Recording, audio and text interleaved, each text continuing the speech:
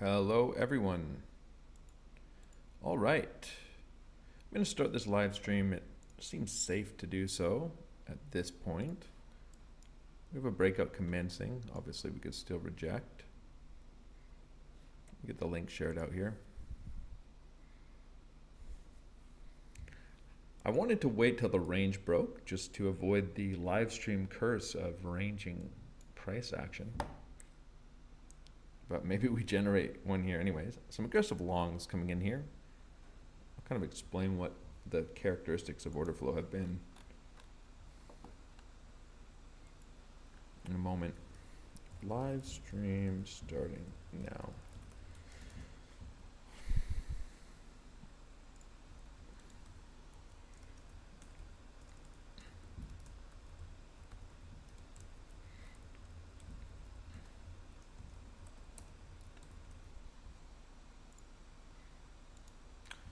All right. Give me a moment.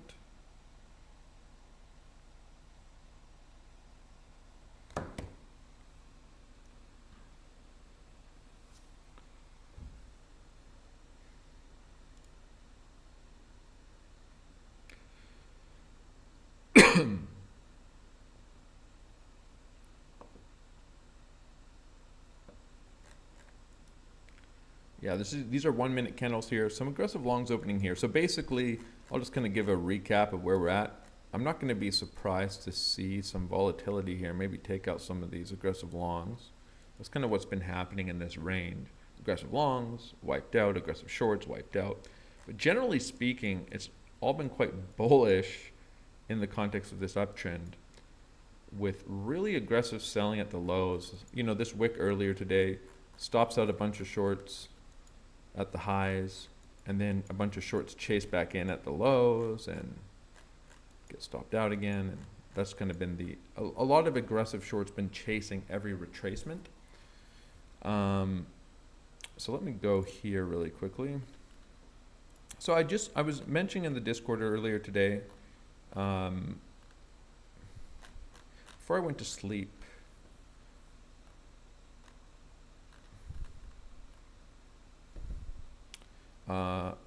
let me go here.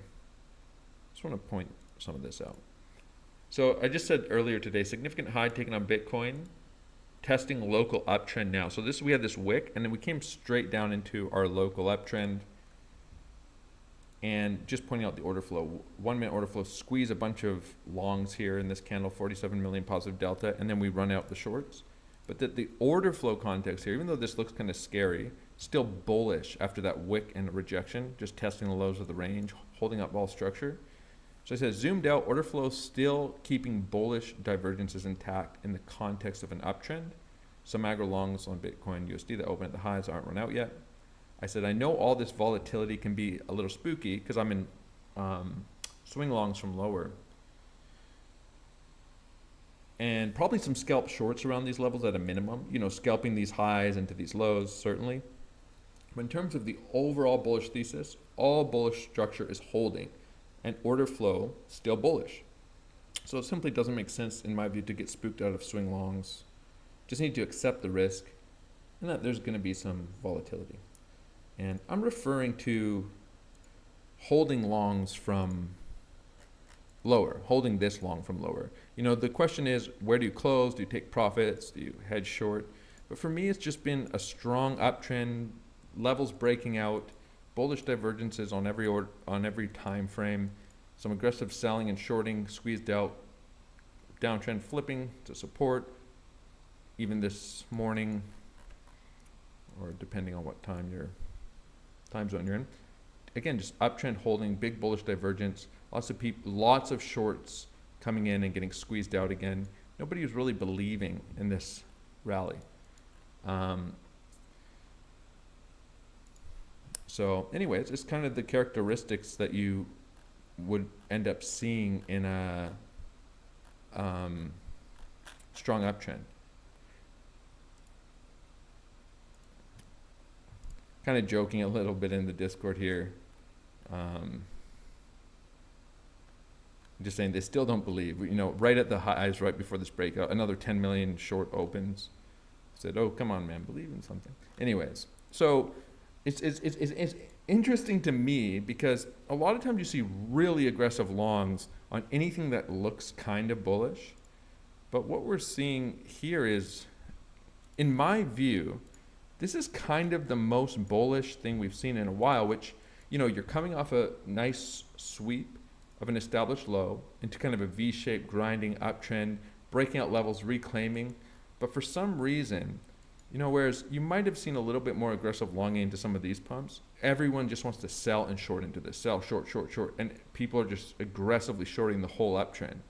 And for whatever reason, it's just interesting. This is the move no one believes in, according to order flow, because just been endless shorting and getting stopped out, like stopped out short, stopped out short, stopped out short, stopped out short, stopped out short, stopped out, and that's kind of just been the context of this whole move.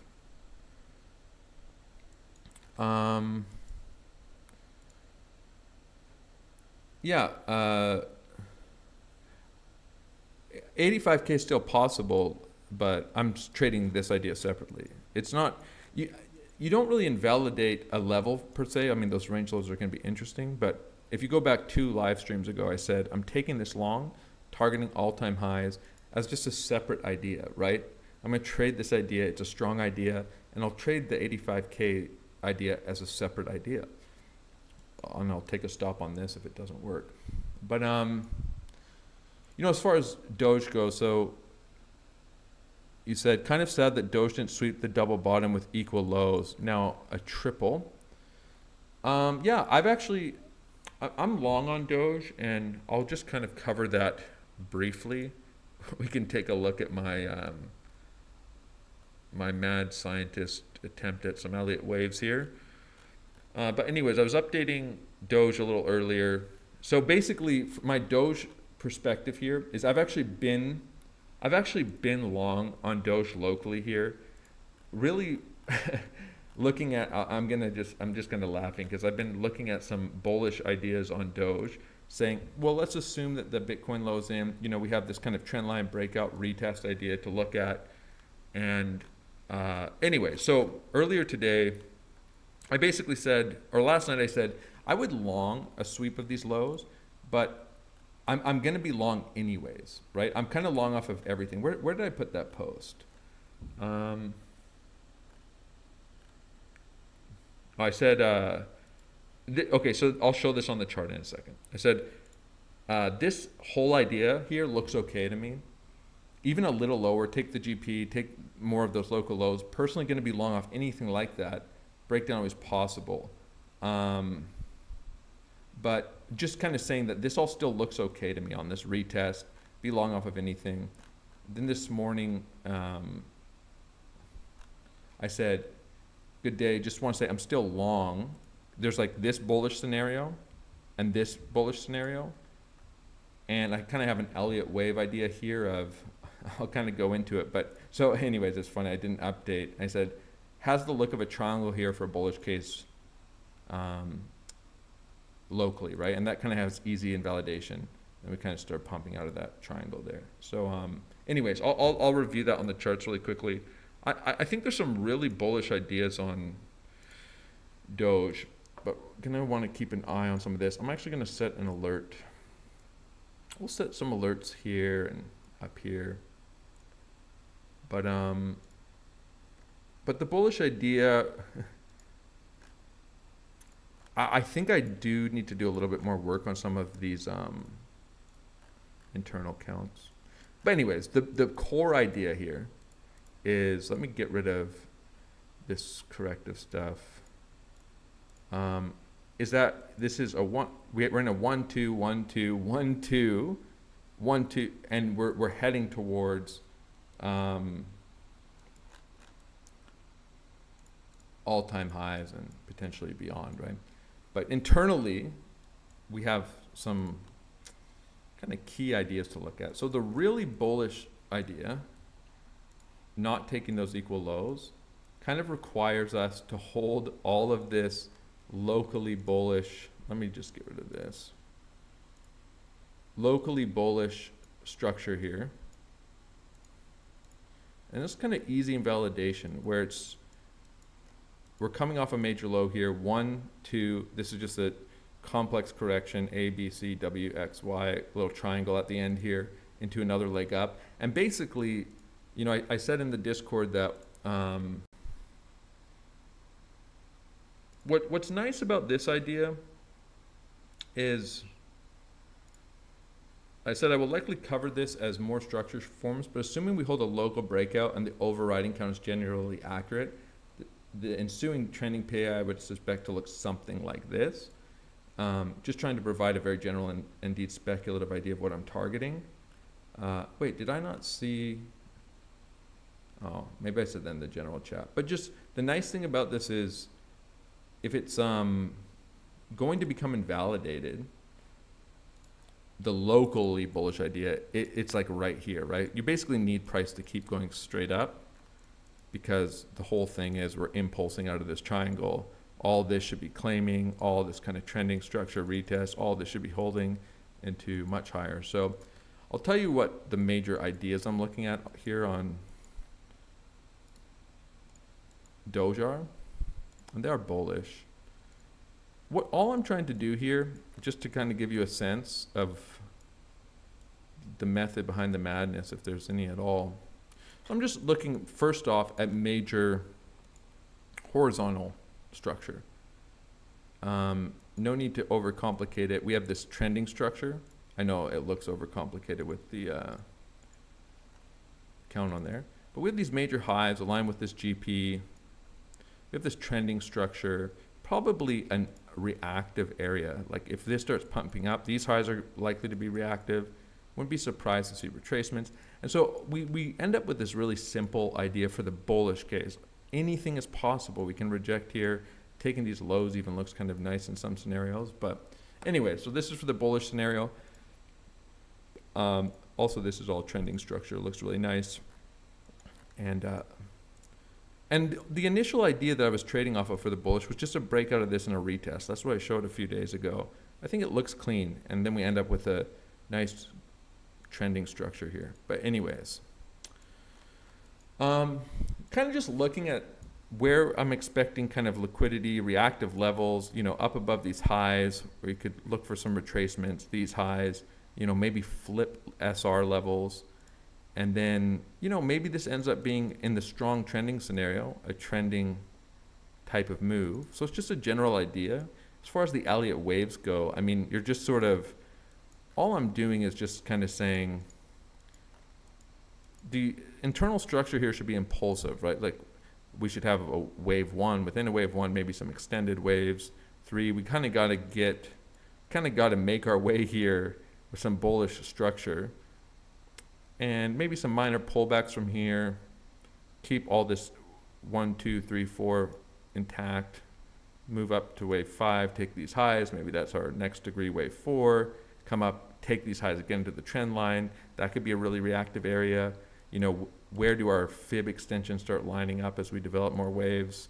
And then we could get from this kind of internal wave 3, lower time frame wave 3, maybe we get our wave 4, come back down and retest this. So just kind of pointing out for even the bullish cases here, it's probably not going to go straight up. Like just to clean all of this up.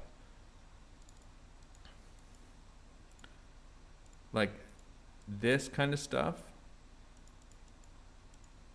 is totally on the table in the bullish cases.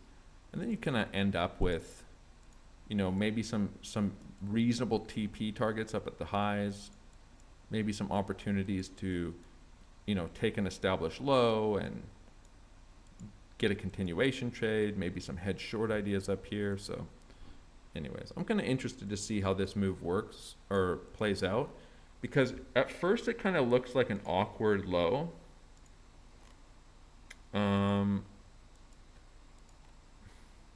Like for a major low, like why not take all this? But now obviously it doesn't look too bad. And with the really bullish ideas on Bitcoin that do exist, the other day I just started looking at like what would something like this be? Would this even work And I think it does work as a major correction. So anyways, that's why I started trading it. If there's any altcoins I'm really bullish on over the long term towards all-time highs, it's Doge. So that's where I kind of want to get diligent about some of this stuff and be willing to put on a little bit of risk.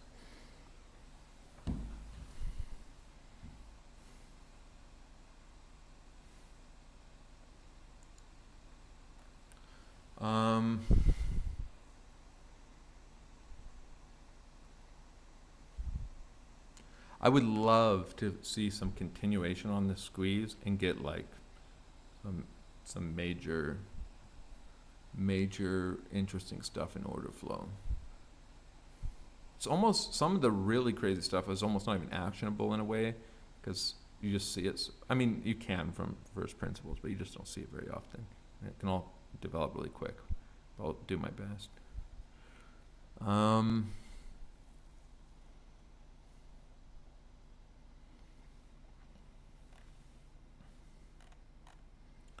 Okay.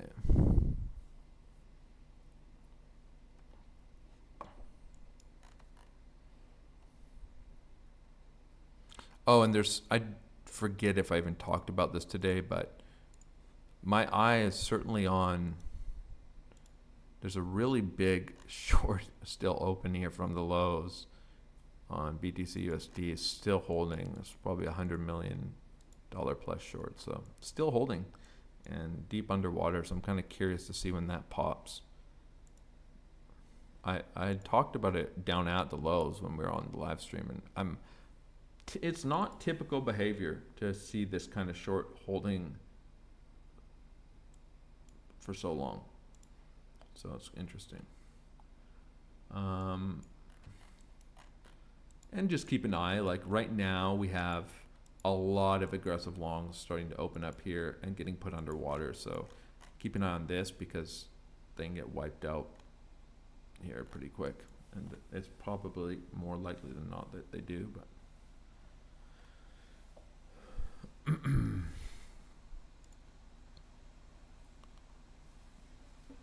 or they just close randomly. Like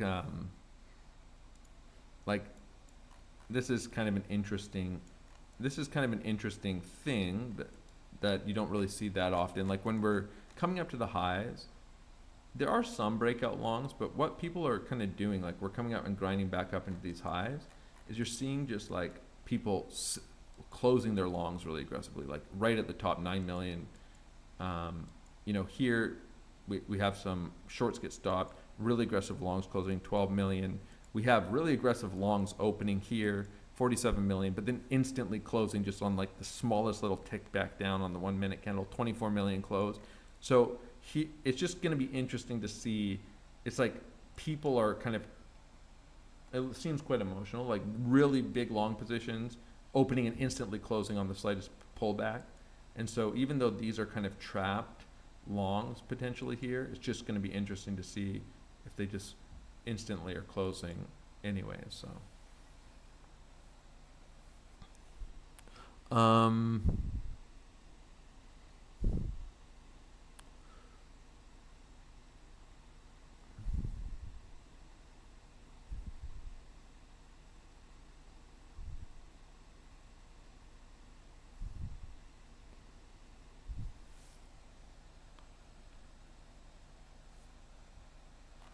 I think I've completely missed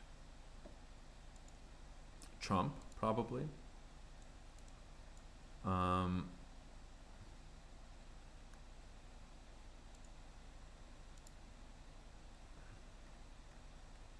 me pull it up. I was looking at it a little bit.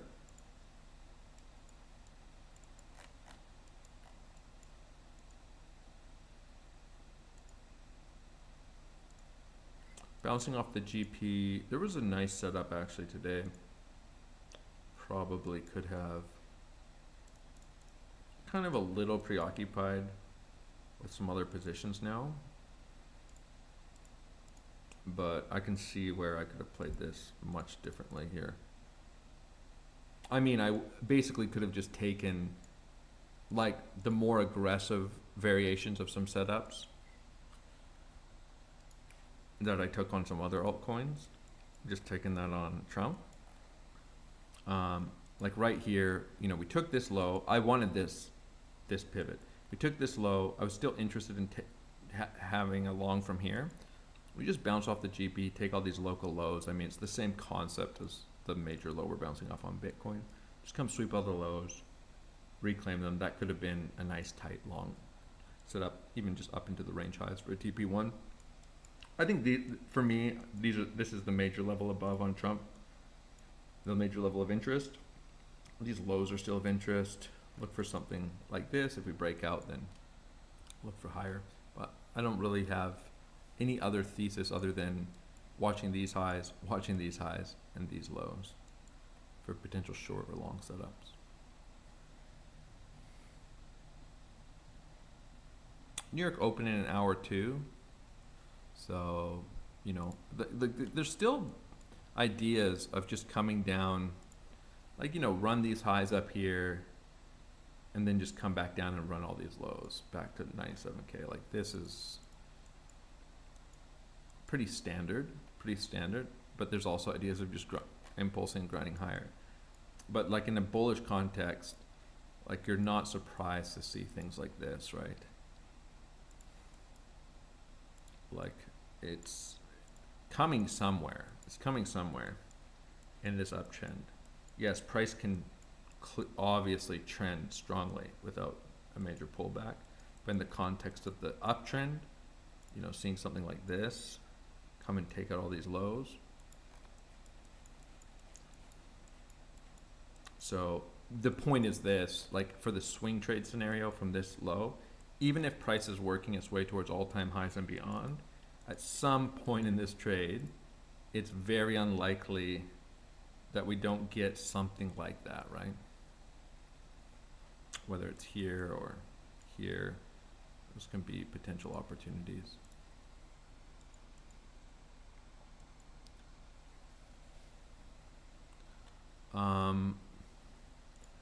It's so annoying. It's not annoying, but I mean, I was going to sleep anyways.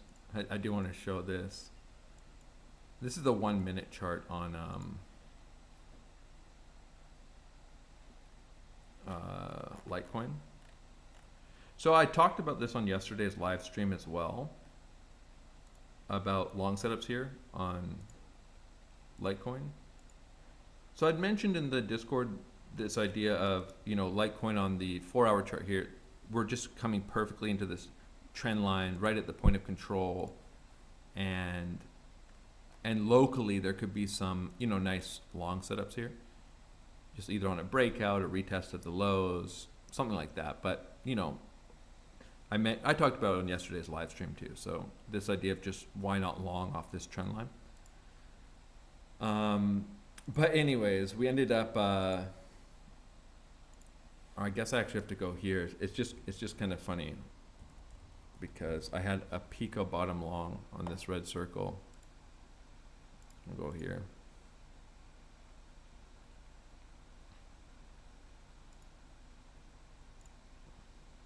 I was just doing some updates last night, scalping. This long setup actually held up, but just point out the 1 minute chart here on Litecoin, this like just descending channel, take this low into the 786. And I ended up closing, we got this nice initial impulse, and I ended up closing 70% of that long, and just looking for maybe a breakout consolidation, but I ended up going to sleep. So we ended up just carrying straight off of that for a massive move. Would have been nice to hold on to that trade. If we zoom out here, again, I pointed this on the live stream. Somebody asked me what my thoughts were on Litecoin, and I said it, you know, it kind of, for me, it doesn't make sense. Like, I'm pretty bullish on Litecoin on the medium to long time frame, and I think there's a lot of bullish scenarios. It doesn't really make sense for me not to be willing to take longs off of this. Like, retest a point of control, perfect uptrend. It's really the most bullish scenario. Looking for longs off of levels like this for continuation. You always use risk management, but obviously looks insanely clean now, right?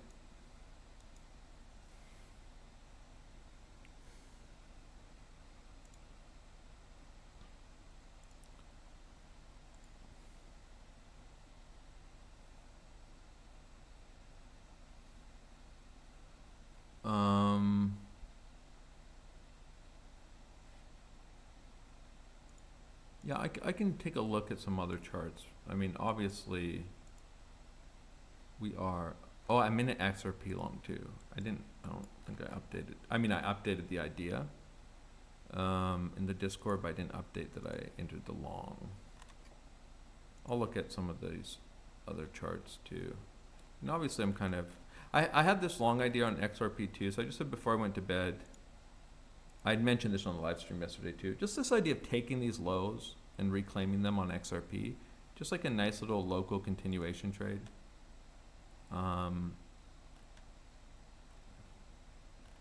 But anyways, right now, happy to be in some positions. I think this can get really bullish on Doge maybe. Maybe some volatility, and as far as targets go higher, probably start talking about some of that when we breach all-time highs, if we do it all.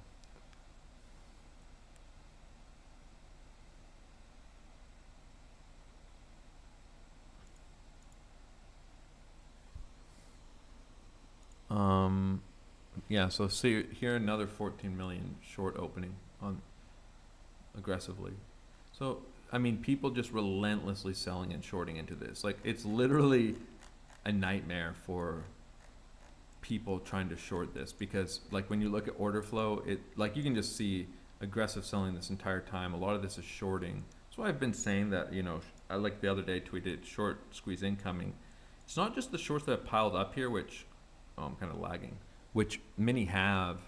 It's the characteristics of the move. It's like every pump people are shorting, getting stopped out, shorting aggressively into every minor retracement or every reaction. Some of them have been fast, quick, really scary looking retracements.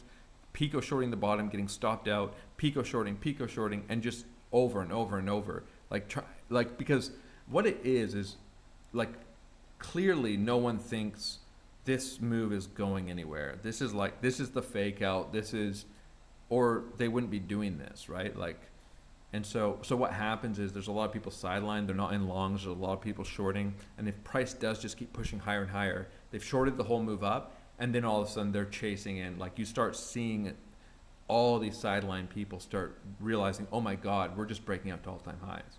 And that's where you can see that last leg of the move kind of come in with some big orders. So anyways, I've thought there's a possibility of a really aggressive short squeeze worth talking about.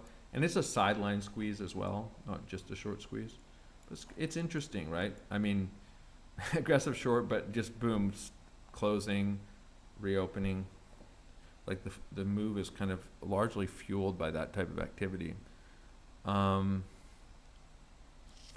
Gerard's thinking about joining the LATF. That's great. Well, you should come on by. You know what? Spend some time in the public Discord. Get that conviction, and then come check it out. You'll be analyzing order flow and sharing your own thoughts in no time.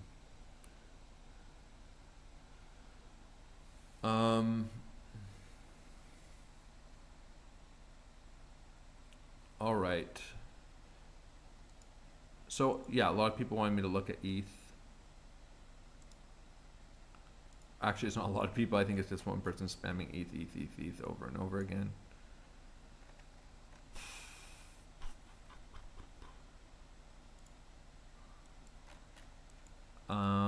Yeah, it looks kind of bullish. I mean, I'll say this. Same thing as Doge, same thing as everything else. Taking all these lows would have been nice, but there's, like, if the Bitcoin lows in, there's really bullish ideas on ETH. I mean, ultimately, I would say on ETH, I'm bullish. I mean, I've been sharing this chart for months, that I'm looking for this major low towards all-time highs. That's what I've been looking for. So high time frame, nothing's changed. Looks really bullish. I mean, I think this all comes pretty easily. We're at the range highs right now in a lot of bullish scenarios. But again, it's like, you know, probably even in this kind of bullish scenario here, you see stuff like this sometimes too, kind of this grindy, volatile price action. Still probably going to be some local setups in there. Would I just long here? I mean, honestly, I don't know. It's like, there's probably ideas, right? Like you have this grindy bullish uptrend ending into an impulse, probably some ways to invalidate it, but I would say this, like the whole market's really correlated. So the other day when I'm looking for longs, I did a members live stream about looking for longs on Doge. I have to kind of pick my spots, right? It's like, okay, so assuming Bitcoin bottom is in, and you know this long is going to hold towards all-time highs, I can't long 500 different alts because everything's correlated. So if Bitcoin dumps, everything dumps. So I'm going to pick the things that I'm particularly bullish on and look for some local structure setups to trade those towards some potential swing ideas, right? So I can't trade everything everywhere all the time. So anyways, I think this looks kind of bullish, but I think if you're looking to set up something on ETH, like you got to get in here somewhere. Like you don't, it's not that there's nothing here, but like we're just right at this high. It's like, I guess like it's just so reactionary, right? Like it's like, is there longs that make sense here on Doge? I mean, yeah, you can long. I mean, for the really bullish ideas, the bottom is in. I mean, even up to these highs, this is a 9R trade, stop below here. So there's ideas, right? There's totally ideas. But yeah, you have to use risk management.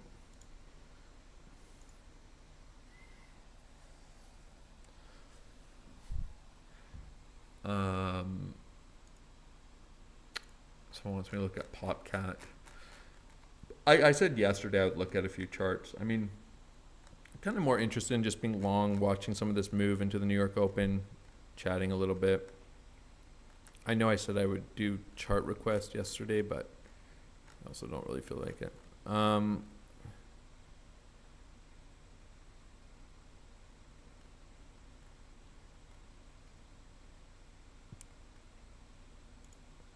just zoned out there.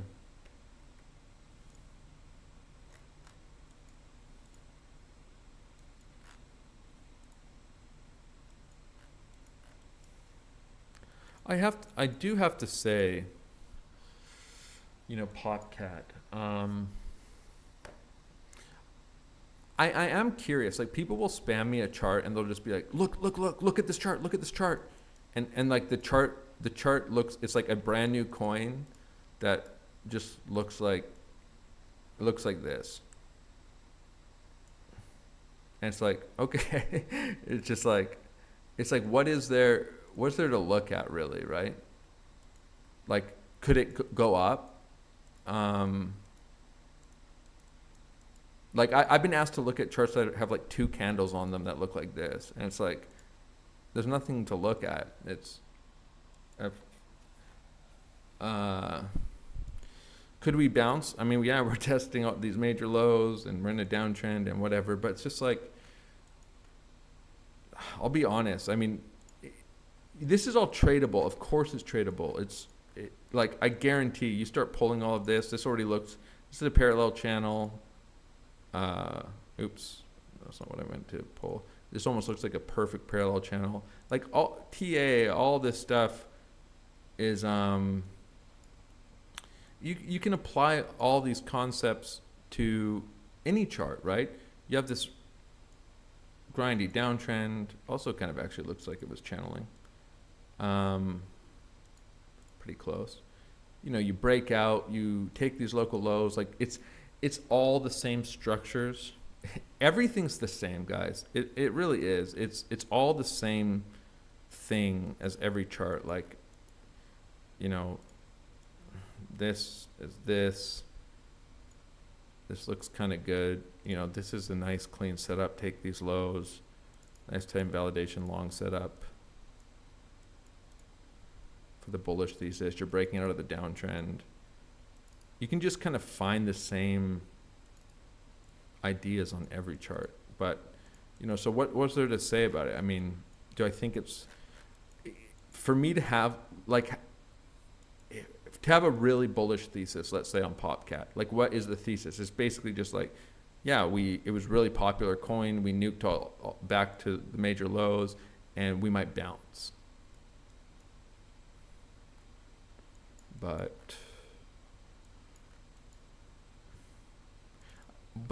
you know, something that is worth talking about is, like, for me, I'm trading structured setups. Like, I can have like a directional thesis, of course, but like, I'm not just guessing like, oh yeah, I think Popcat's going to go up, so I'm just going to buy it here. I think it definitely can go at least to 50 cents. Like, I'm more structuring. Like, if I was going to trade Popcat, and this is why I would just say, like, learning how to trade and what you're doing is kind of more important.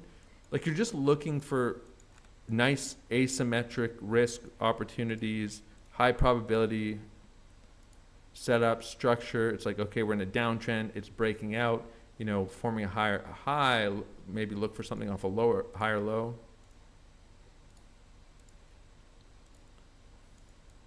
Front run GP. You have here, nice trending structure. I mean, you kind of can start setting up something similar on off the same idea. You're basically like, you're looking to say like, okay, like even this, like I'm going to long a breakout, you know, Bitcoin's looking for a short squeeze. I'm going to target these highs, whatever it is, right? Just have to structure a trade. You can trade anything, anywhere, all the time, essentially, if you can structure your trade setups. But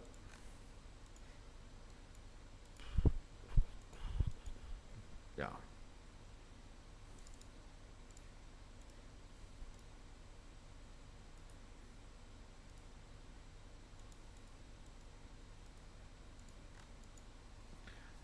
I mean, what do I think is going to happen to, generally speaking, everything if Bitcoin goes straight up towards all-time highs? I think a lot of coins are going to rally, right? Some are going to rally more, some are going to rally less. I'm playing the setups that I have more conviction on, but I think, you know, does it really make sense that if Bitcoin, I'm saying if, I'm not even saying Bitcoin will go to all-time highs. I'm saying if that plays out, that's my current thesis, strong uptrend, bullish absorption. Let's see if it holds. You know, do I think Popcat's gonna do this, although it's possible because it's been doing it anyways? Probably not. Like, I think probably, generally speaking, things are gonna rally a little bit. I mean, like something like this, you know, that's a big move.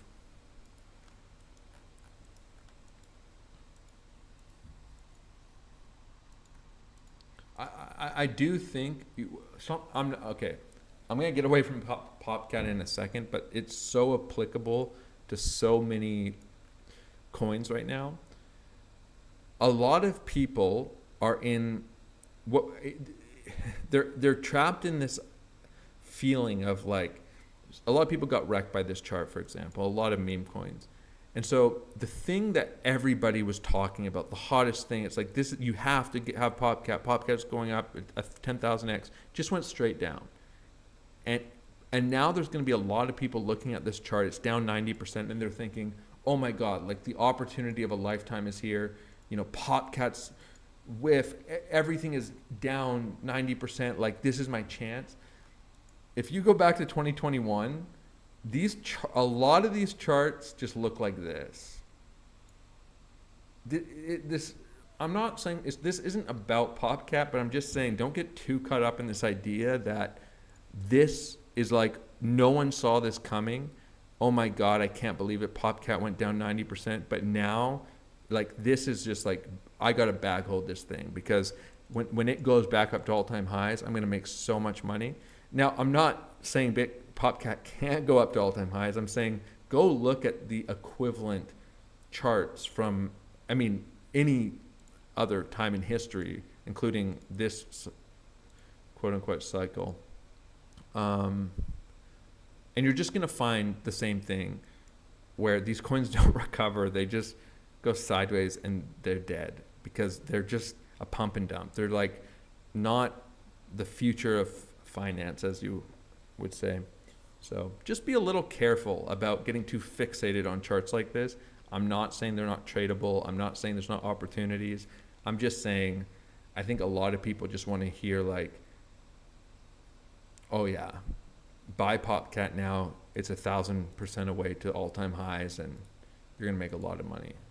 It's just not going to be your experience with a lot of like, you know, we can go look at like everything, right? Like Mooding, it's like, oh my God, what an opportunity. Look at this. Like when this goes back up to all-time highs, we're going to make a lot of money, boys. These charts aren't coming back. Most of them. Some of them might rally significantly, but there's like two phases where everybody's like, oh my God, I missed it. They buy the top, they get wrecked, and now they're like, I need to take out a loan because who would have ever thought I'd have the opportunity to buy Mooding at $0? Like I can make it all back in one. And you're just buying these dead charts, and you don't realize that this happens every time. But you think like, I gotta have chill, guy. Anyways, I'm done my rant. Just be careful.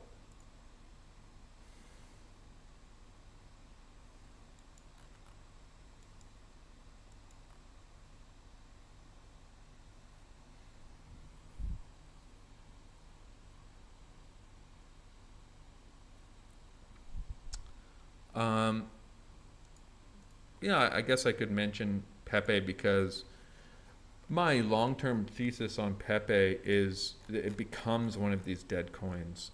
And again, people are thinking, oh, no way, man. Pepe, you think Pepe could ever go to zero? I mean, that's what people are saying up here, right? But I think the future of Pepe is this, right? The future of Pepe is, although I was interested in a long setup, taking this low, I didn't get it. I did get my short TP1, but I'm probably just going to be shorting any rally here on Pepe. Why is there no alert here?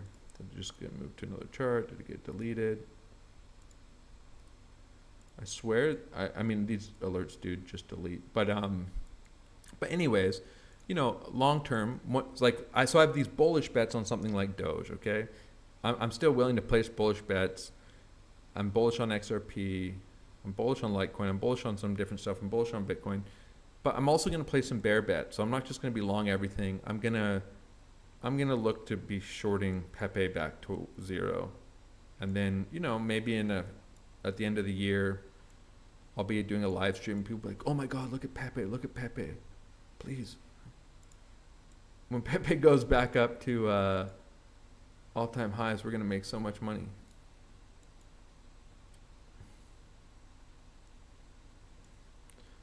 And you know, I see it in my comments because like people, like you talk about something bearish on Pepe and people are like, oh my God, that's never going to happen. You actually think like you don't understand the market at all. It's like Pepe's going up to whatever. It's like they think the idea that Pepe ends at zero is insane when it literally is probably, I would say, as close to a certainty at some point as anything could be on a chart. It's not a matter of if, it's a matter of when. And again, if it's not Pepe, it's something else, right? Maybe Pepe does become, you know, 50 years from now, everybody owns it and it's not at zero.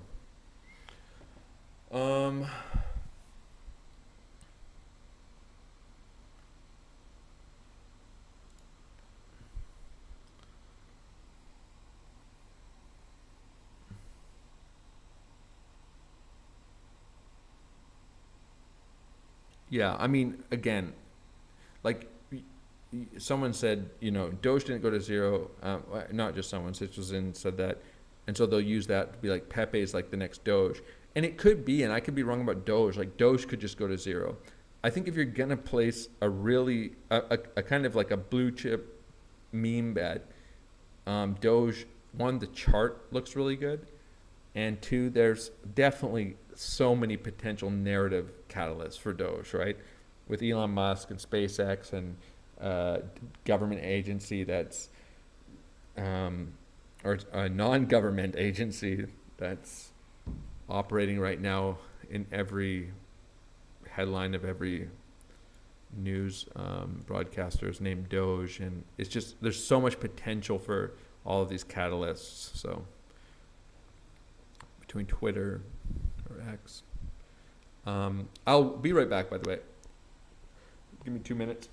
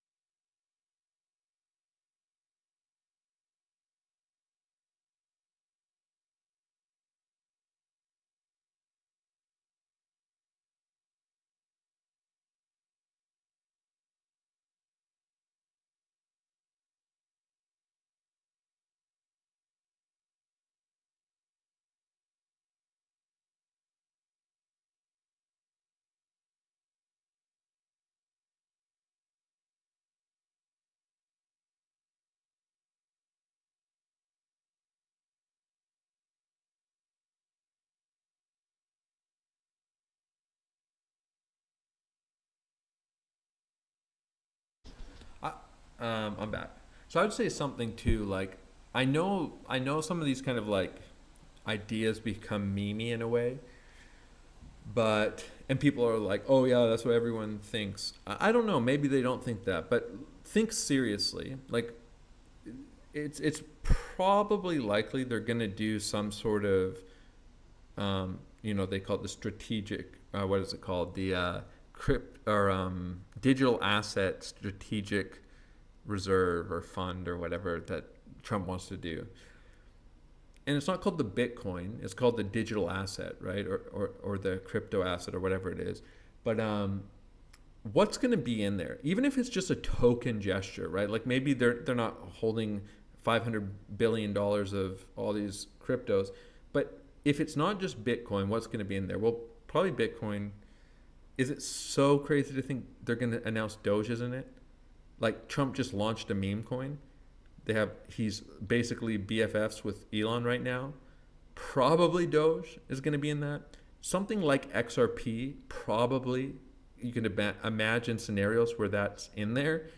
You probably not something like Chill Guy, but anyways, so probably Ethereum wouldn't be so surprising, but maybe not. Maybe it's not. Like maybe you have some coins that you would suspect would be in there that are left out, and that's a bearish kind of idea. But so when you look at some of these Elliott wave counts on like Doge, and they go to, they go to $4, $5, $6, and people are like, that's crazy. Well, is it that crazy? Like just because this is something like I like to think about, like some of these really bullish counts, like some of the ones on XRP that people just are like, that will never happen. That's impossible. It's like, why is it impossible? Like you could literally think of something as a fundamental narrative right now that would just make it almost a certainty, which is they launch a strategic, cryptocurrency fund or reserve or whatever, and they put Doge in it. And then you have Elon basically pumping Doge that, we're making a joke in the Discord. A couple years from now, at all-time highs, $8, $9, $10, they're planting a Doge flag on the moon, and it's the official currency of the moon, and then it goes back down to zero, right? But do you think, yeah, anyways, just like it's, in my mind, it's not hard to imagine what catalysts like that could do for the bullish scenarios. It's still technical ideas, but obviously there's got to be some catalyst to get there, to some of these targets, right? Something's got to happen. And it's, you don't have to be a rocket scientist to just imagine some possible catalysts.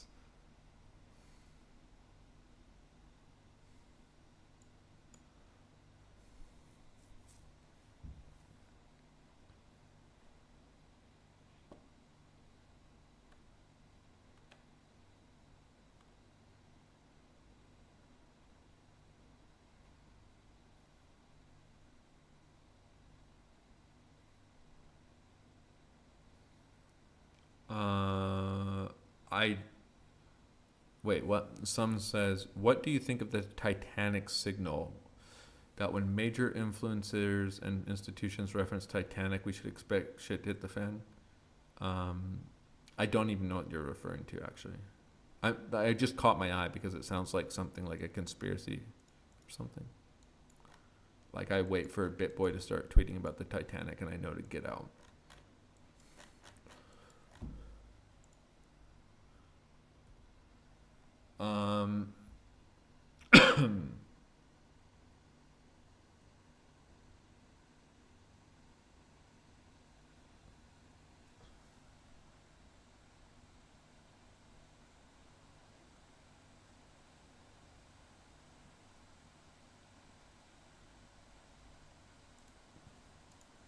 Be so sad if this move dies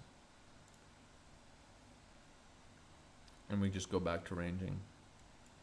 It looks so good if we can hold some of these breakouts, and they look good right now. What are these guys doing? I'm just looking at order flow really quick. Taking some shorts, squeezed out of a short, took some longs starting to close again, some shorts opening. Well, I just want to look at this for a second. So, all right, so again, like here, an aggressive short, squeezed out, some aggressive longs opening here, up at the highs again, aggressive longs. Price is rotating back to the downside. Now 10 million negative delta, decreasing open interest. So some longs closing aggressively. So a lot of times what's happening, and now some shorts opening aggressively again, 7.7 million. I haven't really neutralized this delta yet. Like a little lower would be nice. But a lot of times what's happening here is like in this like choppy, is people are getting wrecked. They're getting wrecked. I mean, they're getting wrecked because you just, to be making trading decisions like this, you have to be levered to the hilt and so afraid. Like every 0.3% pullback, you're getting annihilated by fees.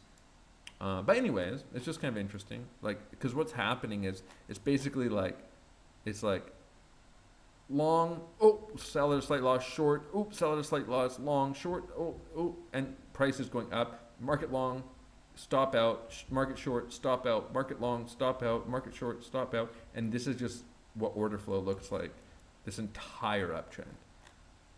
And it's just driven by longs opening at the top, getting liquidated or stopped out, shorts opening at the bottom, getting liquidated, longs at the top, getting liquidated, shorts at the bottom, getting liquidated, longs at the top, and over and over and over and over. So anyways, that being said, I'm interested to see if that's just what keeps happening here, or if we just start having longs holding, more longs piling in, more longs piling in, and then it's like, okay, it's like maybe it's time to start looking for a deeper pullback here. There's no certainties, just kind of explaining what I'm looking at. Somebody asked me to look at Nano. I'm not familiar with it. By the way, on Pepe, I'm looking for a potentially like 100% move up to the upside before I'm shorting again. Just looking at some structure there, but I mean, ultimately, I think everything probably moves if Bitcoin does. or most things. All right, I just want to, I've never looked at this chart before.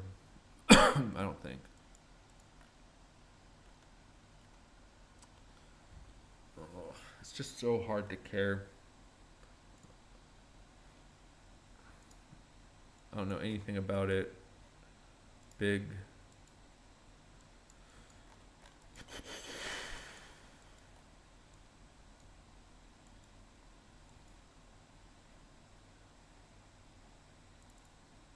Again, it's going to be the same story as anything else. Is there going to be... I mean, Nano's a good example, right? It's a really good example of what I described with Chill Guy or Popcat. It's like, at some point, somebody was on a live stream back here in 2022, and they're like, oh my God, look at the Nano chart. Like, oh my God, it's such an opportunity to buy. And then 5 years go by, 3 years go by, and it just does this. But people are like mortgaging their houses, borrowing money from friends, loading up for all-time highs again. And it's just a dead coin. So thank you for suggesting Nano, because we got to see it live in action. Like, this is just the Popcat chart. I almost want to pull the Popcat fractal. I think it's literally the Popcat chart.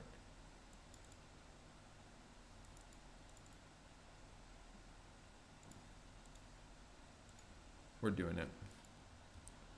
We're putting this over Popcat.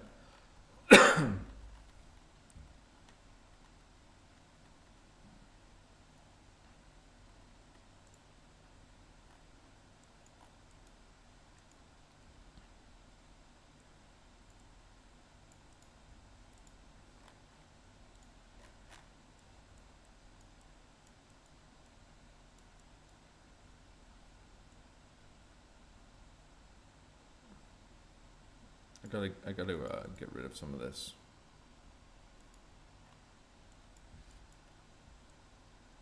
Honestly, Nano is more bullish.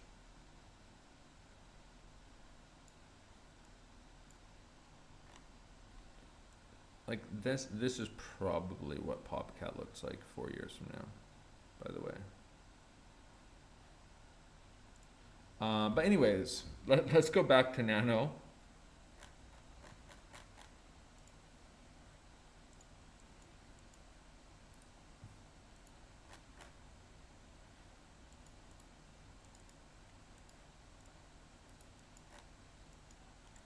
A lot of volatility here. These are big moves.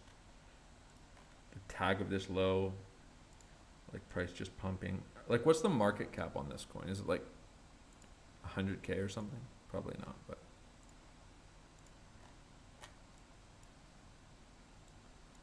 I'm just gonna tell you, bro. I'm just gonna tell you, like, I look at this chart and it's just, I do not care. Like, this is a 1 day wick of a 200%.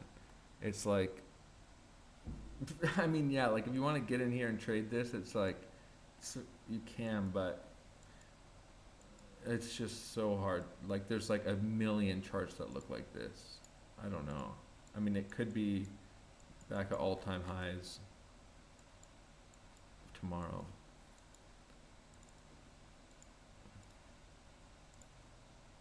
Like, the idea is, it's like a breakout, I guess, is. But yeah, for me, it's just, there's no way I'm ever trading this. I'm just not trading it. It's like, so it's so hard for me to carry.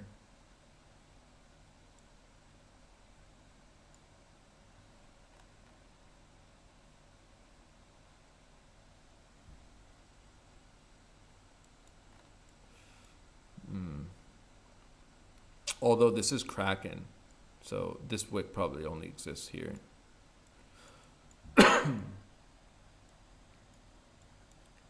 It's accumulating, very volatile. Like, it could be fun to trade. You're trading a small account and you're just like having fun. I don't know. It'd just take a lot of work for me to develop like an actual thesis on it. And you can get in here and trade it like anything else though, obviously. But like a high time frame thesis, I'm sorry to kind of bail on the analysis here. Just sort of hard to care.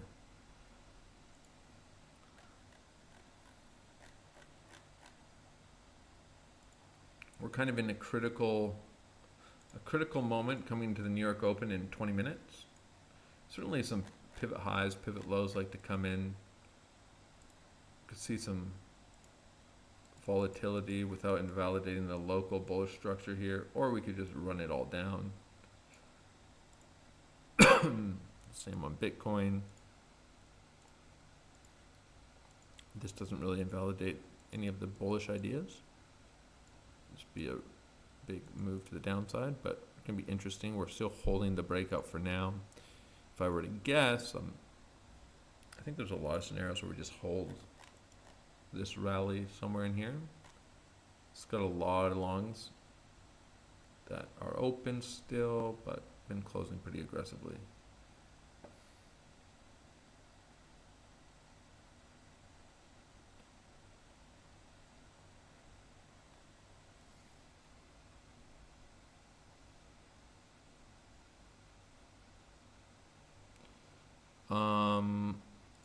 Okay, I have a hard time believing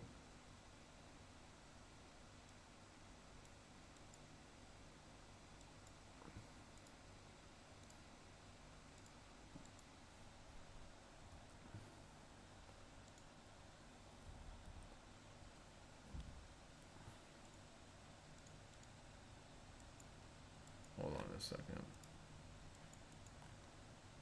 Bro. But what are we talking about here? You're saying look at the whole chart, all-time highs, $37. Well, I mean on this all-time high is $100. All-time high, all-time low is 3 cents, 1 cent. I don't know what's going on with this chart. I will say this. They've probably greatly increased their supply, right? Like, I'm just telling you, this could be the best investment of your life. I'm not telling you what is going to happen. I don't know. This is the least interesting chart to me that I've ever seen. Not because there's not potential opportunities or price can't go higher. It's just, what am I going to do with this? Like, I'm on log scale here, but it's basic. This is the chart. This is what we're looking at here. Like, I get off log scale, it's just like, what am I going to do with this?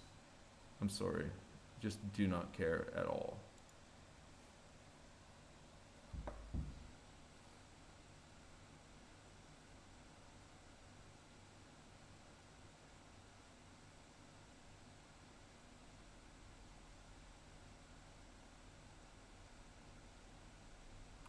I think it's kind of normal, like, it's like the Popcat thing or whatever. I'm not saying there's not opportunities. I'm just saying what I'm interested in. But a lot of people get drawn to charts like that, where it's like, this thing was up at whatever, and now it's down 99.9999999% consolidating. And if it goes back up, I'm going to make a killing. But it's like every chart. I'm not trying to cook the Nano guy. Like, he probably hits me up a month from now, and Nano's back at all-time highs, and he's driving a Lamborghini and says, "I told you, bitch, it was a big triangle." Like, that could happen too. It's just, for me personally, it's just, there's so many charts that look like that. It's just hard to carry. And if I'm wrong, then I'm wrong.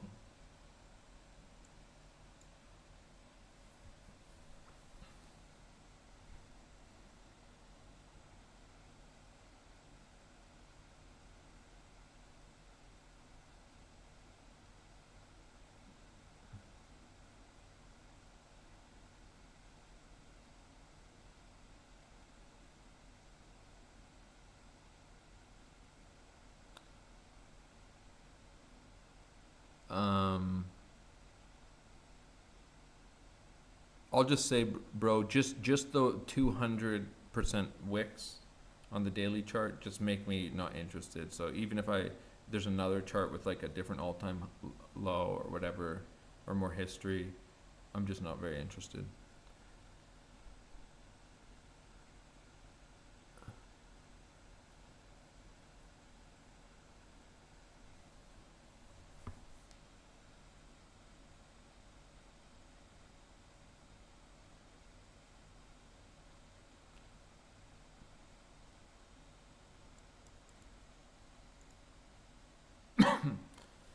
Yeah, I'll still be charting from the literal trenches.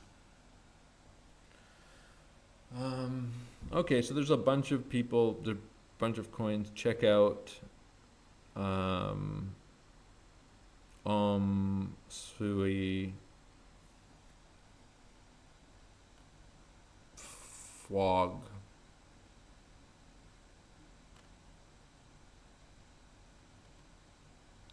Coquino on AVAX. I don't know why, guys. Can we look at Prime? That was a nice line from 550. I don't know why I'm so uninterested in looking at all these coins. I'm interested in looking at the coins that I'm trading.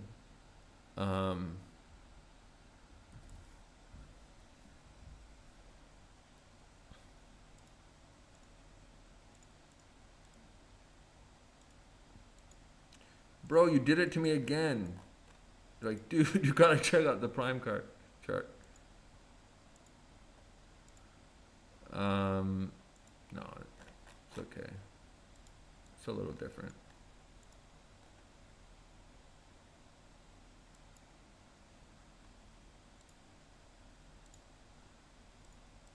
I should request you have to tell me the market cap.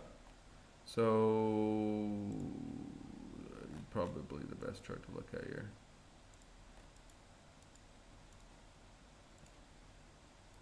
So it pumped a lot. Is this anything to do with the Prime energy drink, or is it just...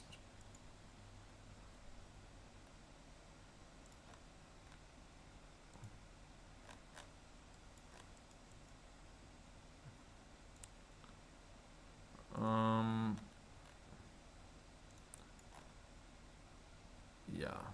Sorry, I'm just trying to like zoom around and look. So it's not uncommon, like pretty volatile coin. I mean, imagine low market cap, like it has lots of 50% days type thing. Like anything, again, you probably start pulling this. That's the GP. There's certainly going to be setups in here. Can trade anything.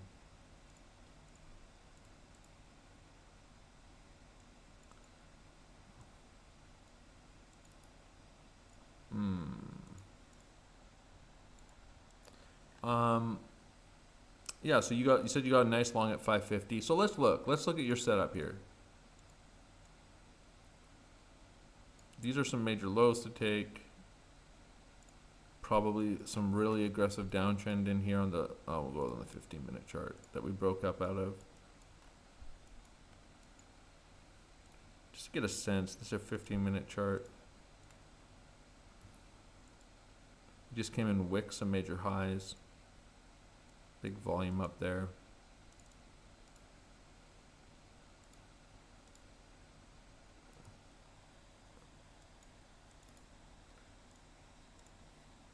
The reason I'm interested in what I'm trading is if this trade holds, it's a 1,000-hour trade to the most bullish targets. I'm kind of joking a little bit, but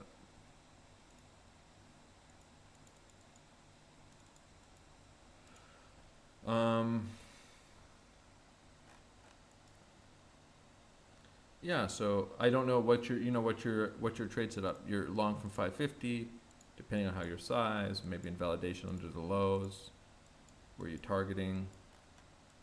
Like you're basically hoping that this downtrend starts breaking, these lows hold, and you get some kind of significant retracement, even in the bear scenarios, maybe another lower high, and that this isn't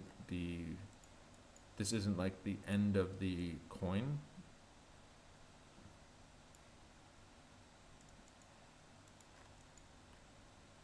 But if it's just a trade, nice.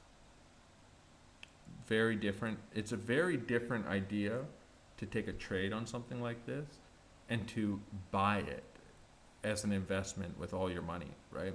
And that's like the Popcat or the Nano chart or whatever. These charts just die and they stay at zero forever, but you like go all in because you think they'll go back up to all-time highs. That's different than taking a structured trade with a stop loss and validation and, you know, losing a risk managed amount of money.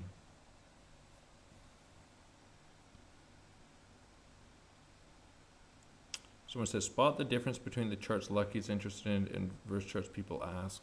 One is full of hoping, others actually has bullish structure.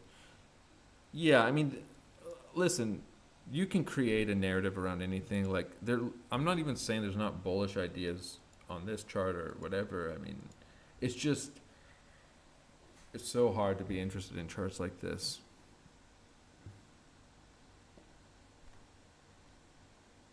But there's certainly, like anything, like you can trade this stuff. Just you just have to be a trader and know what you're doing.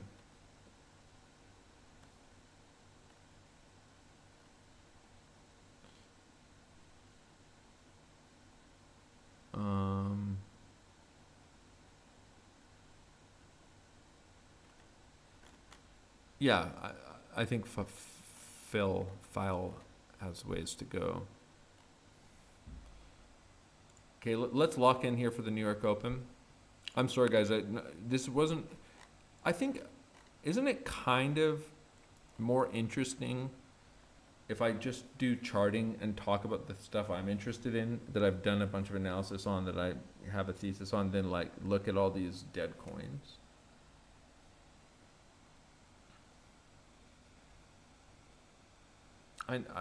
I should do chart requests more, I think, but like I'll say this too. It's not like I just like, you know, this is my Doge chart, right? This is my Doge chart, and if we go, give me a second here.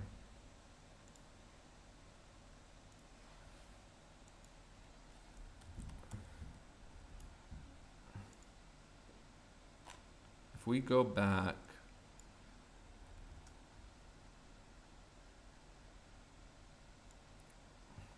the point I'm making is this, is like I'm kind of paying attention, I'm thinking about, I'm trading these things, and I'm looking at a bunch of different scenarios and like trying to trade them efficiently. And, you know, I just want to, give me one more second, guys. Just want to go back to the beginning.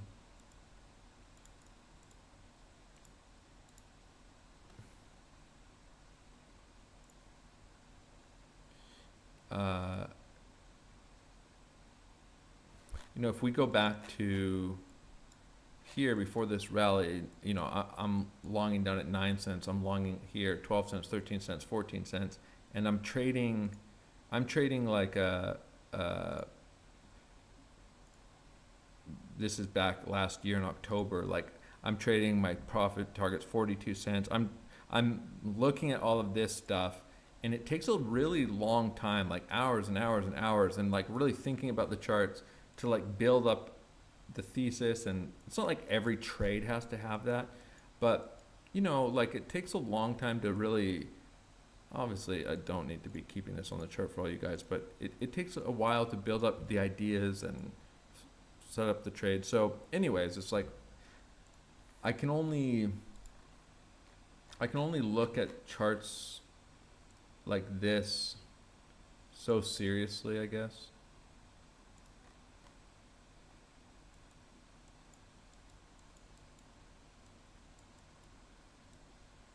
So long, and it's kind of hard to do much with them. But anyways, guys, we gotta lock in here. New York opens in 4 minutes. See if we carry the breakout.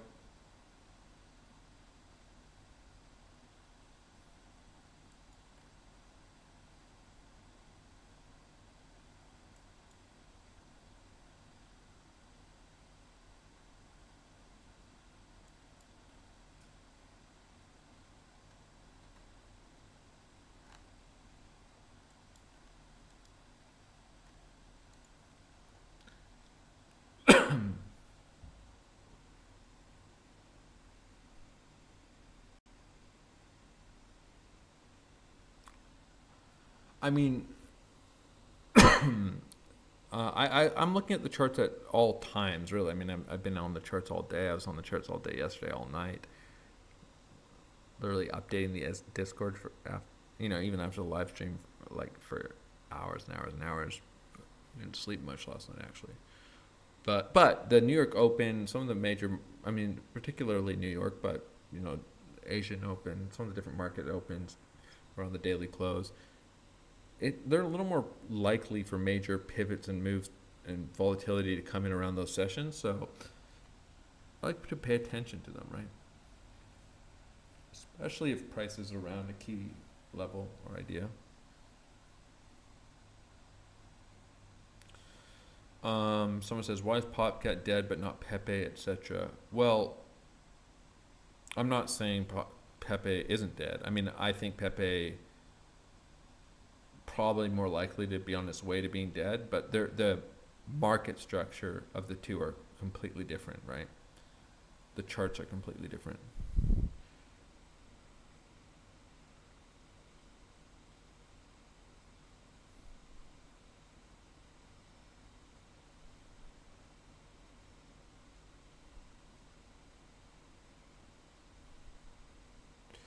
Whoa. Are you even a member of the Discord rep? Can you check, say, Ondo, INJ, DYDX, and ANKR? It is funny to be like you have sometimes people spamming like that, and they'll be like, please, I'm underwater.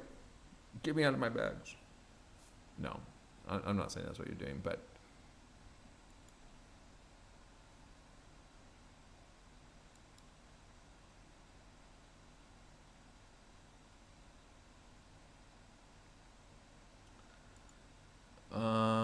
all right, so let's see, anything interesting happening here? A little bit of selling, a little bit of shorting.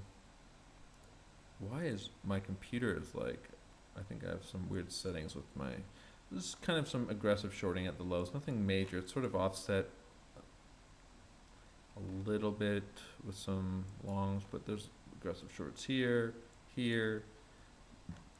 I mean, I wouldn't mind seeing a little lower to take out some of these longs, at least, just even in the local context, but kind of setting up to potentially just squeeze all these shorts again locally. I mean, probably something like that squeezes them out. I wouldn't mind just taking out some of the longs first. Nothing really that interesting happening here, honestly. Like, we're going to probably see something volatile towards the open. Could be a move down, could be a move up. Both kind of make sense. I wouldn't mind seeing down then up. Take out the longs, bait in more shorts. Probably a little bit of like a logic there where it's like everybody wants to short. I mean, that's all they've been doing. There's just like short everything, short every, get stopped out, short every rejection, get stopped out, short every rejection. So the shorts probably carry and the longs probably close aggressively and many of them maybe flip short. And so the liquidity to come back and stop out the shorts probably still there, but we'll see. All the hopes and dreams of the really bullish idea could be gone quickly. 30 million here, so some definitely big 1 minute candle here into the open, stopping up a bunch of longs, decreasing open interest. So it'd be nice to just run out all these longs that we saw open in this pump, and then maybe trap some more shorts and then run it all back. That's what I'd like to see. What's going on this pairing? Still also a lot of longs here that could be run out. Volume's a little lower.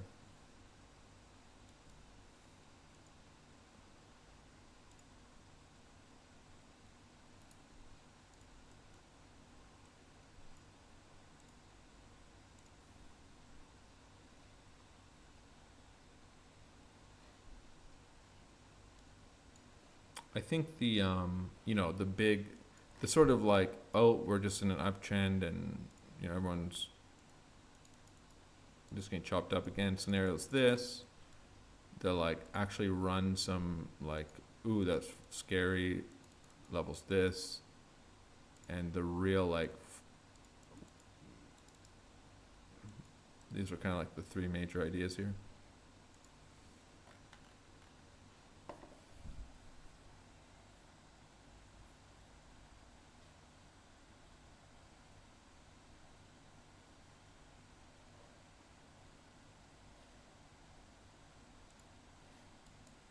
So we see 40 million, these are 1 minute candles, 40 million delta here, 11.8 million. So lots of longs stopping out here, right?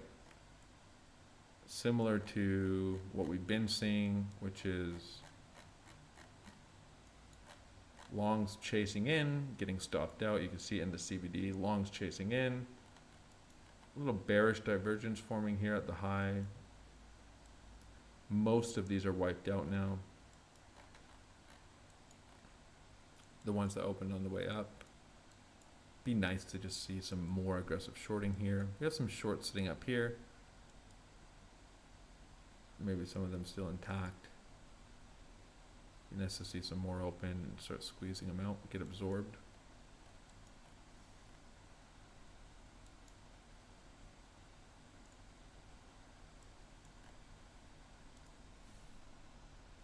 But, you know, in the context of the long setup, from down here, it's just, you know, whether you're taking a scalp short because there's trap longs or whatever you're doing, there's nothing happening here for me that's going to invalidate that long setup, right? Because it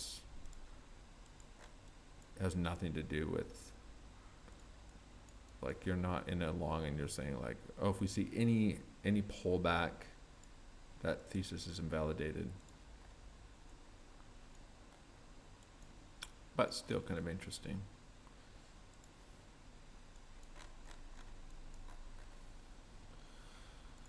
All right, so let's see if we can. So it's sort of like people make the joke, like whatever the new, it's not really a joke, it's oftentimes works out okay. Still trading around key levels, but you know, whatever happens in the New York, whatever the New York Open does is the first move, fade it and, you know, trade it the other way.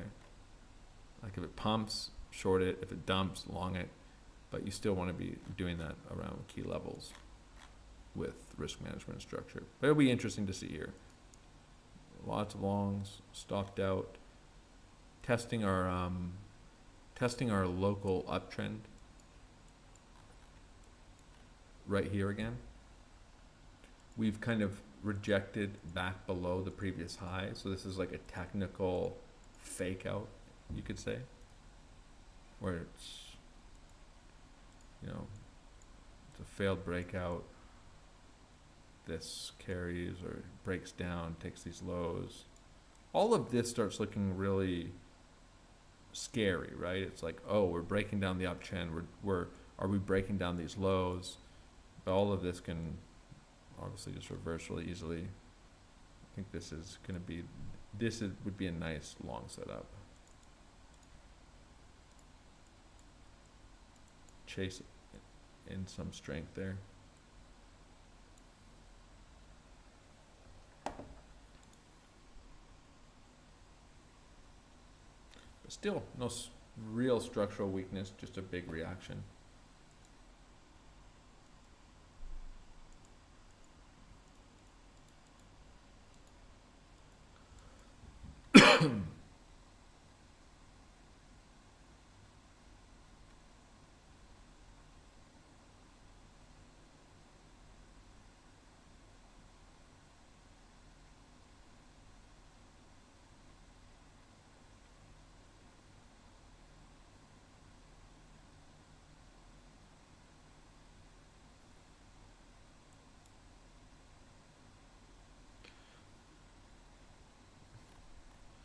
Yeah, I think it's kind of a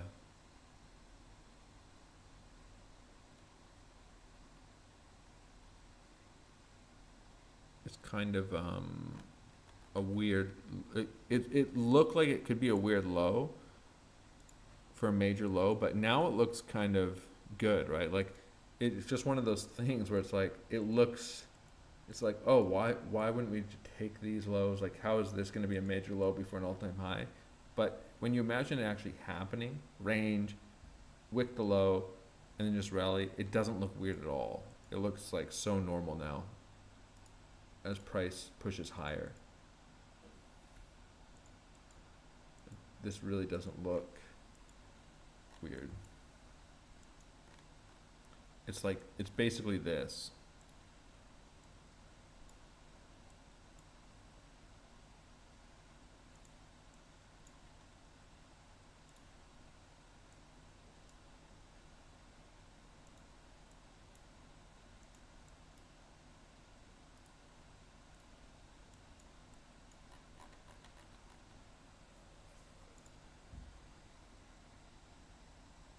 XRP getting blasted.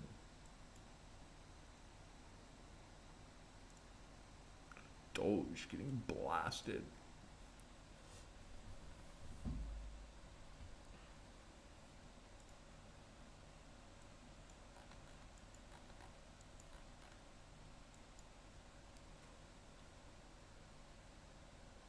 Another 21 million.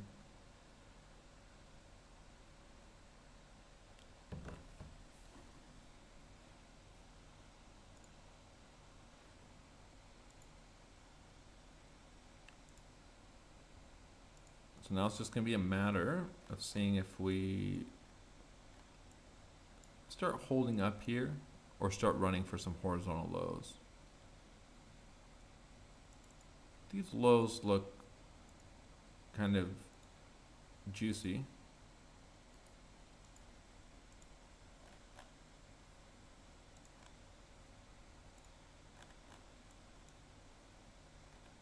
It would be funny if we just like literally nuke straight back down to like entry 94K back towards 85K and get like pandemonium. But that's not my thesis. I'm just saying it'd be funny because it's not my thesis. If that happens, I'm basically round tripping the entire long.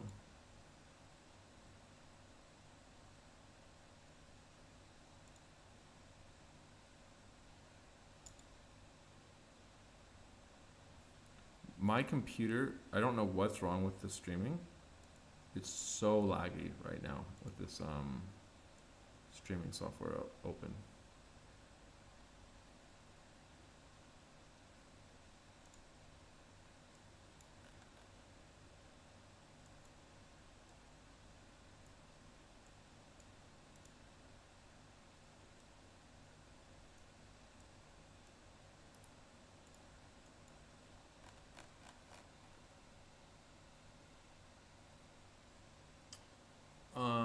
Why don't I stream on X? I'm not sure. It's just something I've never done.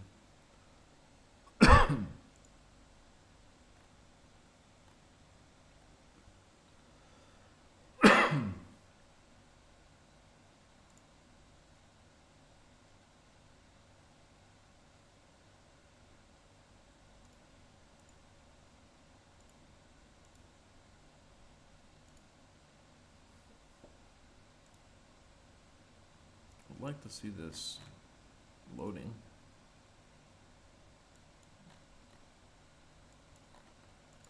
$56 million negative delta here. You know, overall context still holding bullish on a sweep of this low on order flow, or make a new low on CVD. This would probably be a big, this would be a big liquidity wipe here. Come wick all these lows.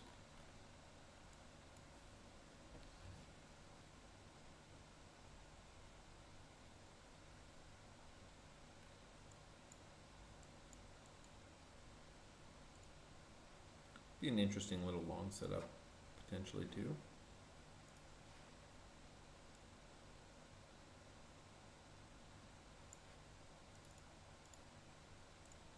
Get some, if you get some strength out of there, reclaim the lows, chase it back up towards this high.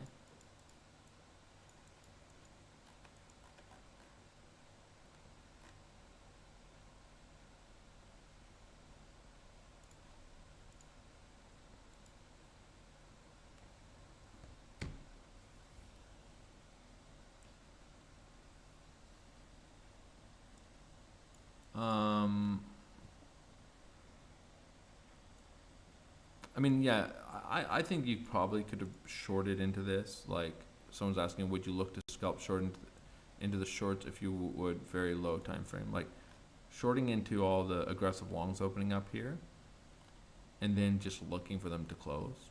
Like, looking for that pressure to come back in on price. It's going to have little downtrends forming there. You have a little bearish divergence forming up at the highs. You're not really surprised to see those all get wiped out.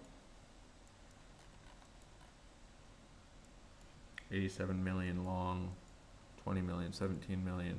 So you see the aggressive longs opening here, all getting wiped out.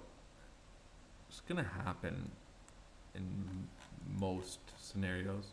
It's just a matter of if they start closing instantly, like this, or take out some lows. It's basically been the story of order flow here.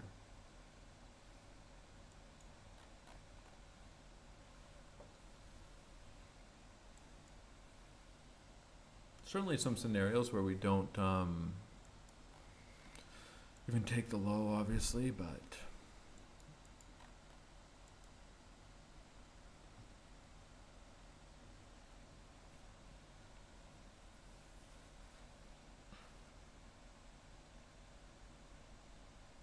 Nico says, Lucky, most people here looking for you to chart some microcap shitcoin is already underwater and don't care for your knowledge, they just want signals. Probably a lot, like, but there's probably a lot of people too that just are like, this chart's really interesting based on what they understand about, like, I think what draws people to those coins is it's really as simple as it was up a lot and now it's down a lot, and that has to be an opportunity, right? But oftentimes it's not. But if it was that easy, we'd all make it.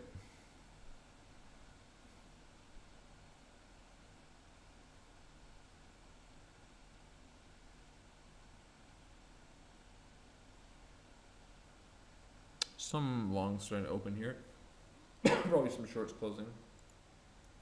I really should just go. I should just go into the 1 minute chart so I can break up the delta and the open interest. Maybe we'll see some shorts opening at the lows again. Doge still kind of holding up here. Technically trending structure. Trending structure. My whole primary thesis, like the local bullish idea, not that there are still some other bullish ideas, but kind of requires all this volatility just to resolve and just continued upside. Like, kind of this all needs to just be holding. Like, the absolute, really can't actually even take this low, I don't think. I think that completely invalidates the correction having ended. So I'm not really surprised to see the volatility, right? Like, there always is. In the bullish case, you know, you're going to have people longing, getting stopped out, shorting aggressively, and so the uptrend goes. Same on Bitcoin. I don't have a local count here. I have nothing that even begins to invalidate anything for me. Like, I'm not even looking at it. In a way, I don't care. I'm just holding this long. Like if I want to short something, I can short something as a hedge or whatever.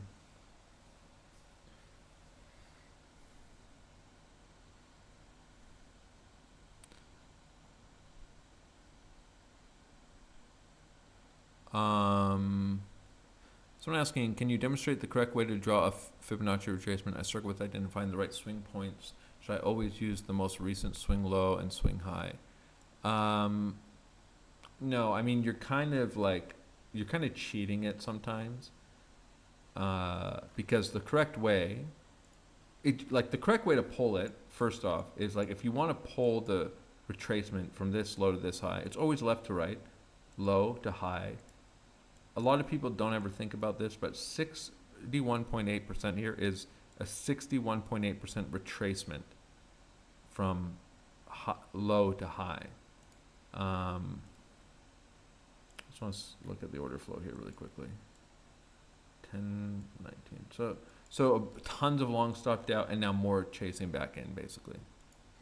Kind of the same thing is happening back here. Longs chase in, they all get stopped out. Shorts open, stopped out. Same thing here again. Just longs open aggressively, they all get stopped out. Chasing back in again. It's a really, I'm just telling you, it's a really bad way to trade. Like this is all scalpable, right? Like certainly you can short, you can long into this, and you can use invalidation, whatever. But to manage a higher time frame position and to be watching this time frame and be like, oh my God, I'm out. Oh my God, I'm in. Like it just doesn't make any sense, right? And it's really bad to long up into the highs and like with your invalidation just being something like this, because this is always happening. It's always happening. Like you do not want to be reacting to price like that. Like you're basically just going to be eating stop. Because even in the most aggressive uptrends, like this just doesn't, this kind of longing does not pay well and play well. It's just like long stop, long stop, long stop, long stop, long stop, long stop, long stop. That's just how you're going to be trading. What was the question I was answering? For some reason, oh, Fibonacci retracement. So you have to pull it. You're measuring the retracement, 61.8% of the retracement.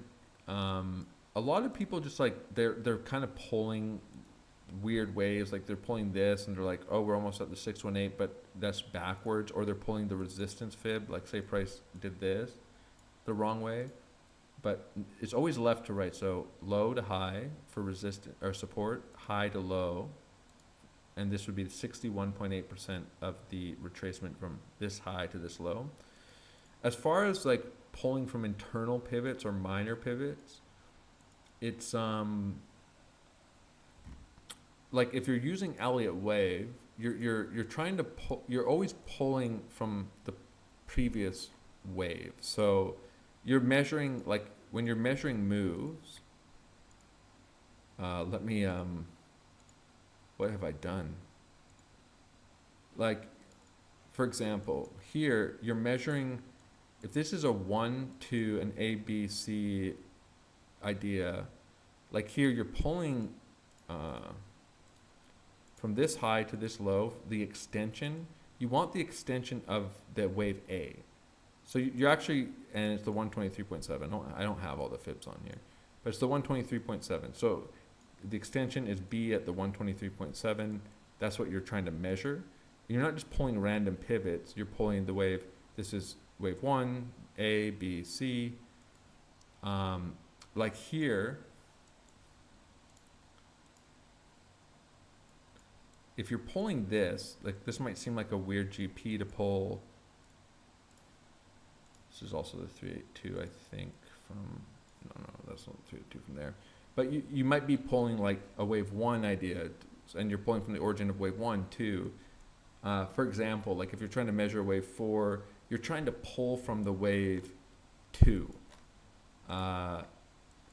Wave 2 to 3, right? You're trying to measure the wave 2 to 3 for the wave 4 retracement. So that's why you might be pulling from a minor retracement.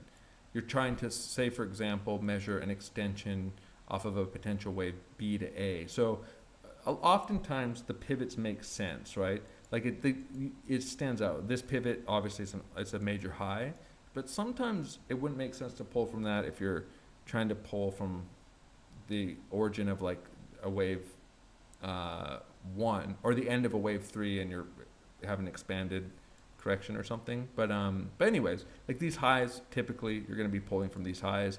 If I'm pulling from a trending structure, I think a good general rule is to be pulling from your previous touch of the trending structure or the previous consolidation, right? So it's kind of like if this is the trending structure,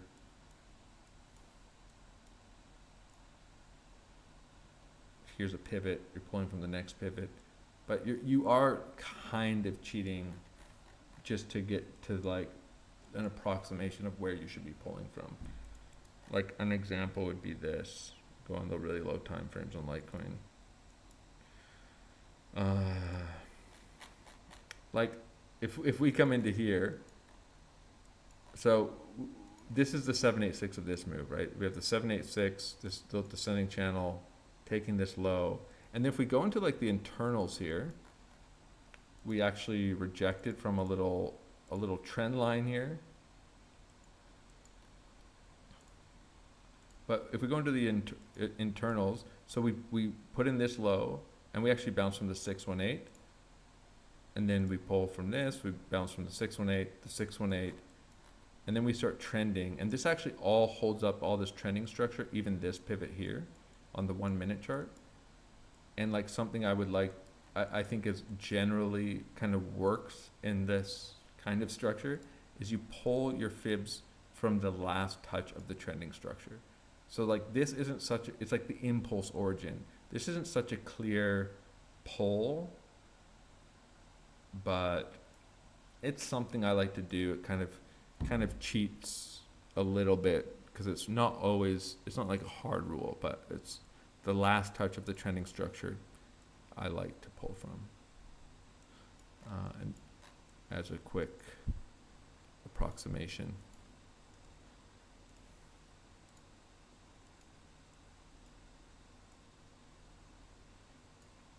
Kind of works here too, right? You have the downtrend,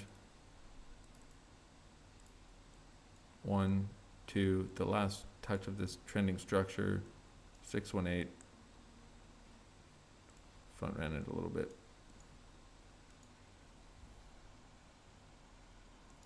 The truth is, like, fibs are really useful, but you're never going to, like, you start getting to the lower time frames and it's just like you're never going to have a running count on something like this on every pivot that is accurate on where to pull everything from and what you're measuring. Like, it's just not going to happen. So I like to use simple horizontal structures, trending structures, pivots.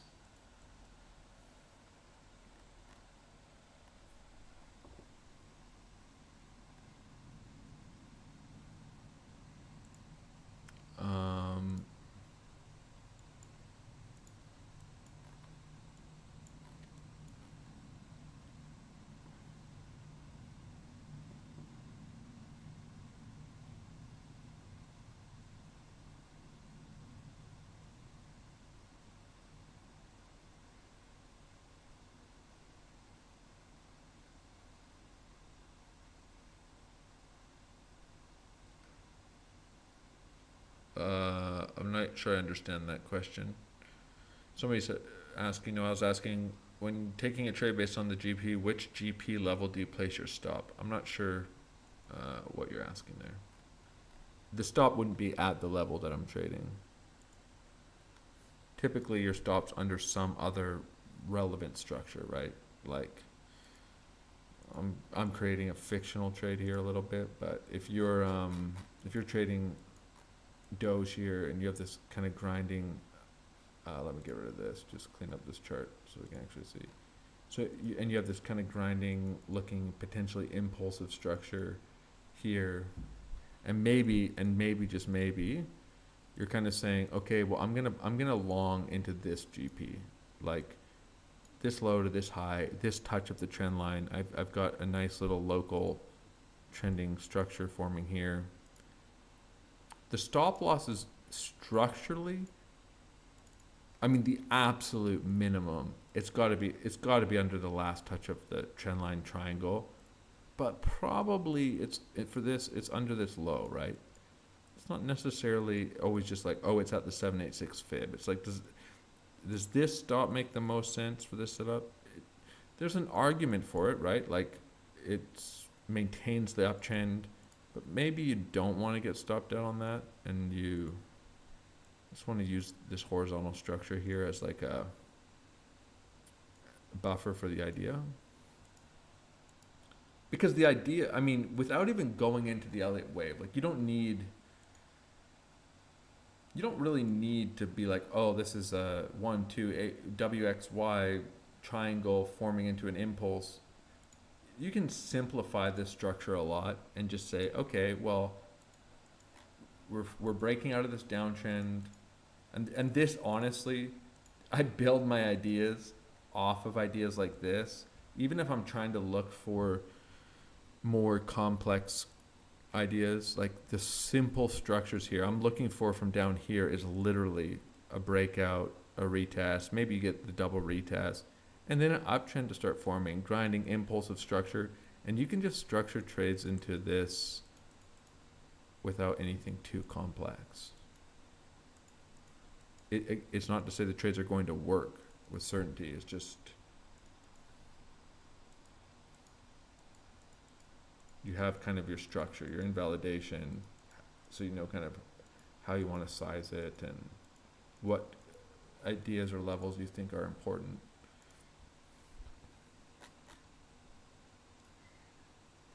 So still maintaining what I would consider bullish order flow, but a lot of aggression here. So again, might keep running out some local stops, but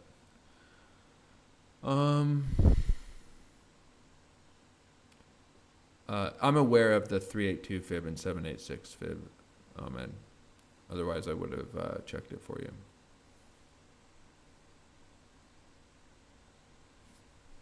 Those are major targets in Elliott wave, major ideas, major levels. I've got whole videos on them.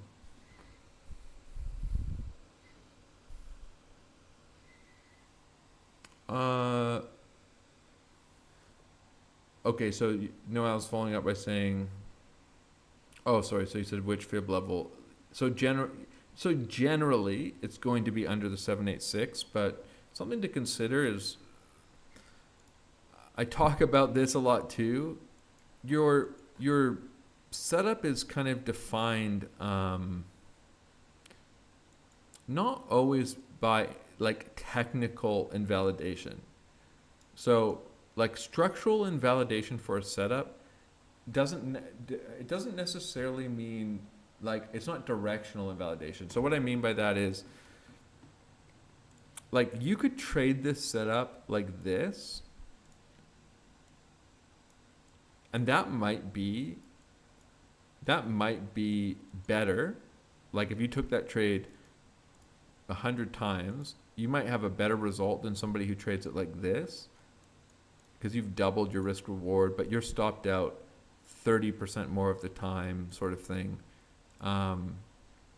So even if you're stopped out and the trade's not invalidated, like this doesn't really invalidate the trade at coming a little lower, doesn't invalidate the bullish structure, and the reality is this doesn't really invalidate the bullish ideas either. And so you at some point, like if you're trying to find a long around here, I'm going somewhere with this, by the way. If you're trying to find a long around here, you're kind of like, well, none of this actually invalidates this long setup, like towards all-time highs. Like this is okay, this is okay. Like there's a lot of ideas in here. This is okay. So, but you can't start trading setups that look like this.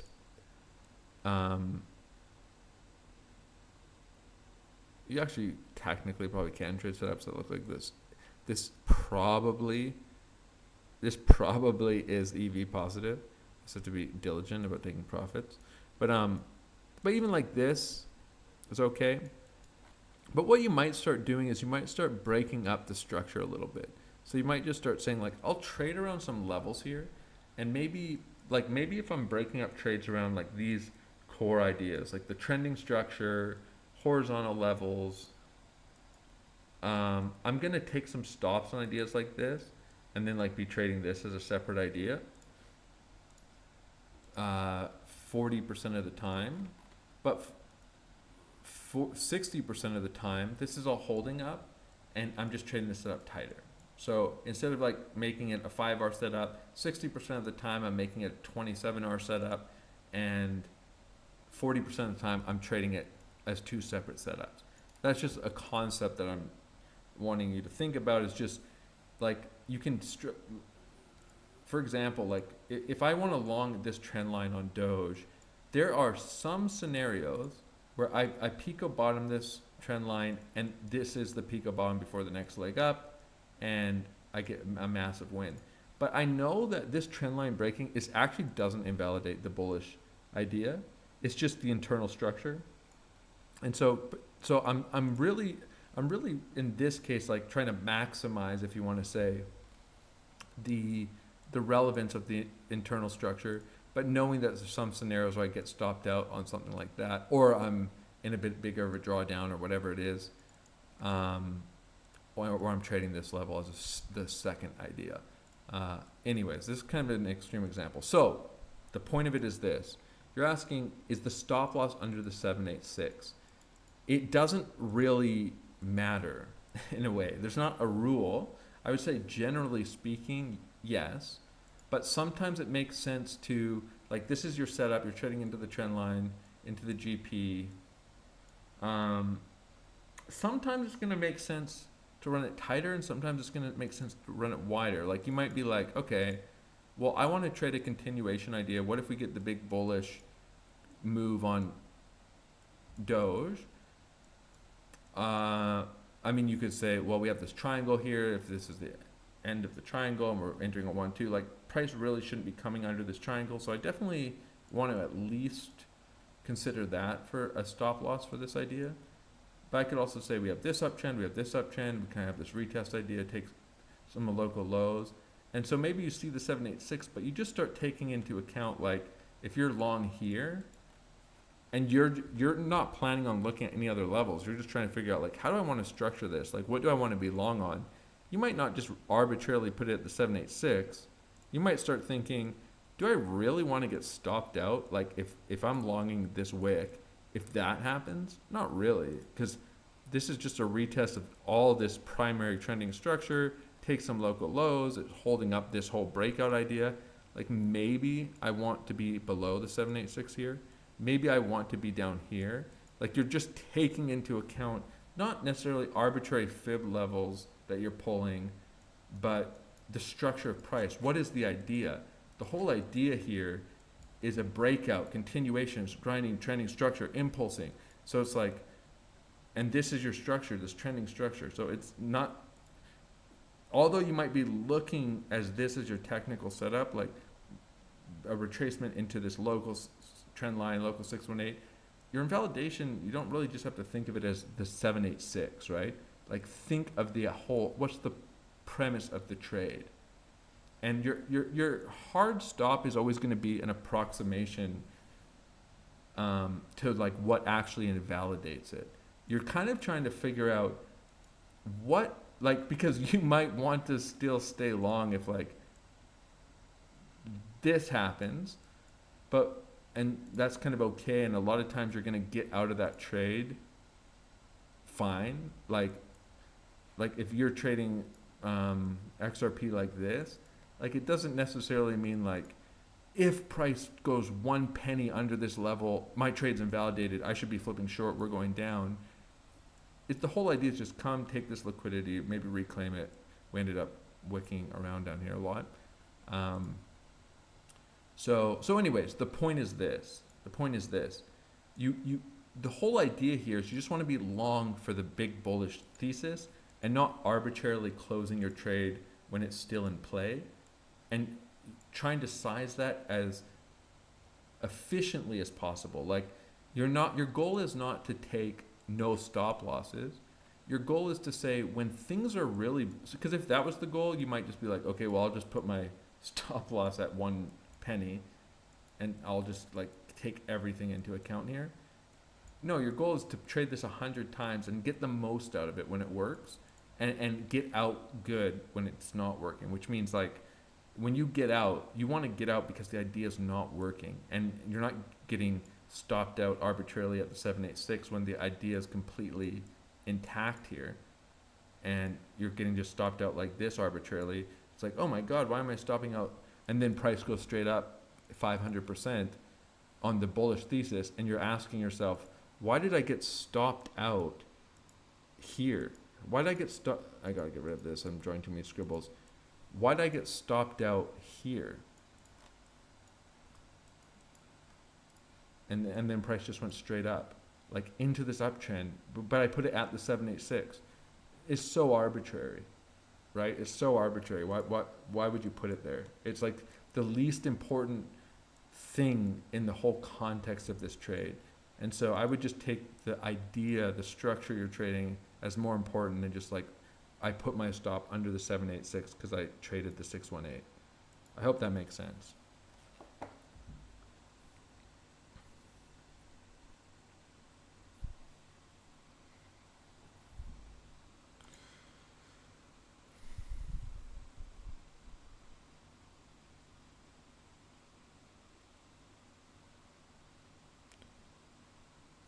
Yeah, we could certainly be entering a ranging weekend too, right? It's kind of, I mean, there's kind of a couple things that you look for on a weekend, which is like just dead PA, like no volatility. We just start ranging and price goes sideways for the week, and then maybe we take the range lows into Sunday or vice versa, range highs. And then the other thing is people say like, don't trust the move, right? Like if we get a big pump over the weekend, that we're going to come back down and retrace it. So anyways, I'm typically not opening new positions on the weekend. I'm not going to close my swings on the weekend though. Why don't you consider the long from the local trend line which caused this bounce? Maybe I took one.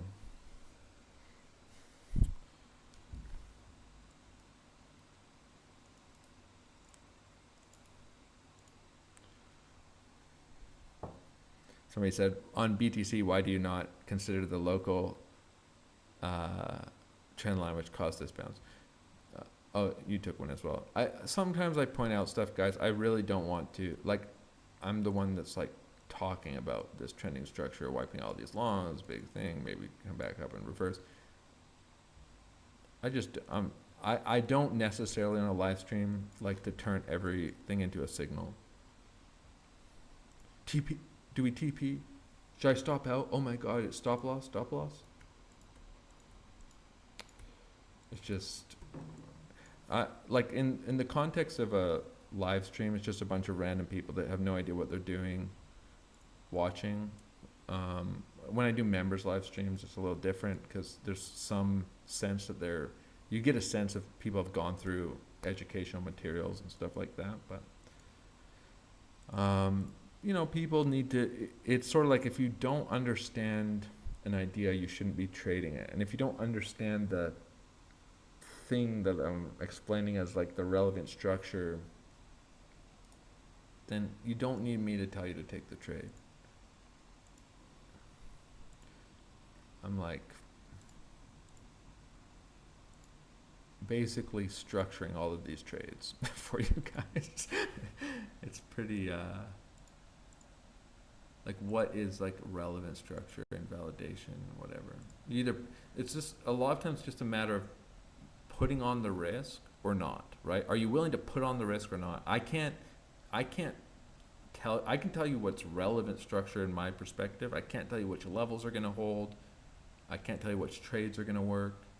I can tell you how I would structure trades and what levels and structures I think are relevant.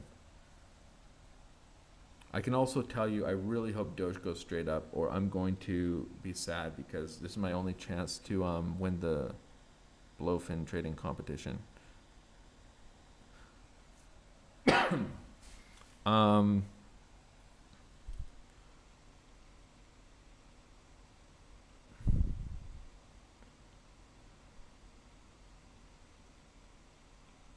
That's funny you say that. As you say, how do you trade ranges? Your system seems to be focused mostly on trending PA. I've had, I've had people say that I only trade ranges, and like, why aren't I ever trading like a trending move? It really depends, right? Like if I'm in a trending, if I'm in a like this, obviously this is the perfect example. I've traded this all on Doge as a trend, right? I'm looking for a trend towards 42 cents or XRP. But if I think we're in a ranging environment and a corrective, I'm going to try to trade it as a range. So ranges are much simpler to trade in my view than trends, and price is typically ranging. And one thing I like to say is that it's really punishing to trade a range as a trend. And it's a little more forgiving to trade a trend as a range, which is to say that, like, if I just think this is going to be a range and I'm just like longing range lows and taking profits at range highs, then that's great. It works really well in a range. I mean, I'm like, you're going to end up Pico bottoming and Pico topping your TPs and Pico topping your shorts, and it's just a range. But the same thing kind of applies. Like if you take off 70% at this range high and maybe target higher for a potential trending move, that's very forgiving if you just lose some profits kind of, right? Like you don't carry as much as you otherwise would have. But if you start trading every range as a trend and everything requires a massive trending move, that's very punishing. So typically, to kind of account for some of that uncertainty in different scenarios, you're kind of looking to hybrid both. Like consider hedges, consider TPs at the major ranging ideas. But I trade ranges a lot. I prefer trading ranges, honestly, because they're just like a range takes no effort in a way. Like when price starts trending, well, you could actually argue that a trend takes no effort either. It's just, I've mentioned this on another live stream. It just, if you've built up a lot of size into a trending move like this on XRP, and you're like longing everything into this trend, and prices, even though it's going straight up, it's like sleepless nights, right? It's like, I'm not round tripping this.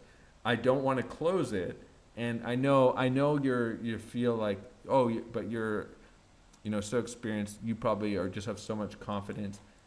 I have confidence in the idea, but I'm also just not an idiot, right? Like I understand that I'm carrying a lot of risk. At some point I'm going to have to pull this off. At some point there's going to be some major retracement, and the trend's going to start ranging, correcting, so on and so forth. And it's just like, it takes more. Whereas a range is sort of just like defined for you, right? Like, okay, well, I'm short the range high, and if it breaks out, I'll cut, and I'm targeting the range low. And everything else that happens in between, I don't really care.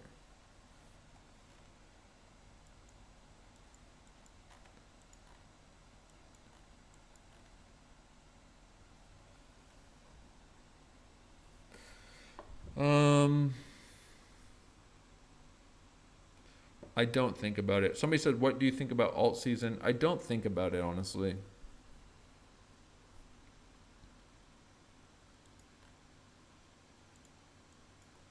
It's just everything's so low resolution that like that kind of stuff so low. It's just like, we're gonna have an alt season. It's like there's a million alts, and there's 50,000 alts created every day, and it's like, okay, I mean, some things are going to do well and some things aren't, and like defining like an alt season, I don't know. It's just like there's going to probably be something, I'll put it this way. There's going to be something that resembles an alt season in hindsight that everybody's going to miss and nobody's going to make money from, the same as always. Like, it's like, oh, we had our alt season. It was in memes. Oh, memes are the new thing. Oh, memes are dead. It was, and before that, it's AI. Like I had some bullish theses on a bunch of OG coins. So maybe like, I don't know, 6 months ago or something, or 7 months ago, I tweeted something like, I think we might be entering like an OG season. It's like we see Doge start pumping, XRP, I don't remember if I said ADA, but you know, it's like these coins, ADA, Litecoin, all these OG altcoins, and they replace the meme coins. And there's technical reasons I think that, but you can also imagine how that narrative forms. Like all these OG dead coins that nobody's interested in, everyone's sold at the lows. They've rotated into, this is the thesis I talked about, into the shiny new meme coins at the top. Like, I'm sick and tired of seeing Pepe and Fartcoin and all these things outperform, you know, my old altcoins. And so they sell them at the bottom and they literally buy in at the top. I was seeing a lot of tweets about like, I've held, you know, XRP or whatever it is for years and it's done nothing. And I'm finally joining the team meme coin and I'm all in Popcat or whatever it is. And it's like at the top. And that's just how that happens. But like all anyone thinks, like anyone new to this just remembers everything as like, oh, you won't believe or they're told this story, like you won't believe altcoin season, alt season. It's so easy. Everything's just going straight up. We already had alt season on a bunch of alts and now they're all down 95% and everybody bought the top and they'll just keep doing that. But like in hindsight, people will be like, oh, if only you were there, bro. If only you were there in 2024, 2025, AI just pumped straight up, so easy to make money, and then meme coins, and then everything was pumping. Look, XRP, Doge, but nobody's in any of these coins. Like they're in them at the top and they hold them to the bottom. But if you look back, it'll just look like everything went up before it went down. XRP went to $8. Everybody made so much money. It was so easy. I don't know. When next alt season?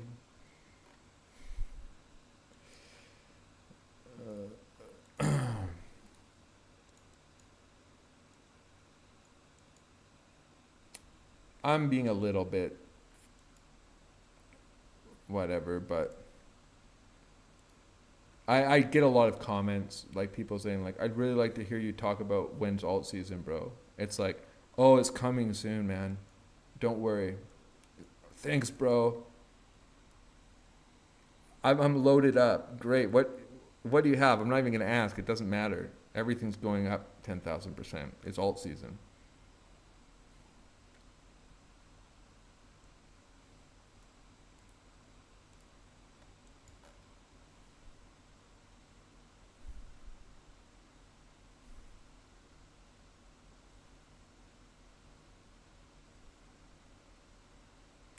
One thing that, just because there's at least a few people that don't know this, 99% of people lose money in crypto. Crypto has not printed. It's not like everyone who's been touching crypto since 2021 is a multimillionaire and you're hopefully going to get your turn. It's like there's a reason that everybody lost money in all the other alt seasons and bull runs and whatever. Like if you don't have the ability or the skills you need to navigate this, it's literally almost impossible that you either make money or you keep the money you make. It's just the reality. There's no easy money. It's all an illusion. It's all made up. There's a few people taking a lot of money from everybody else. And you're the everybody else. Sorry, it's just the truth. But some of you are going to make it. Some of you are grinding, working hard, but you got to be working hard. I think, you know, it's too easy to think Like, people think there's a moment coming where they're just gonna make so much money, and they're just like, they have to believe, they have to be patient, but there's so much to navigate. Some people will, right? But most of those will lose it, but it's a very small percentage.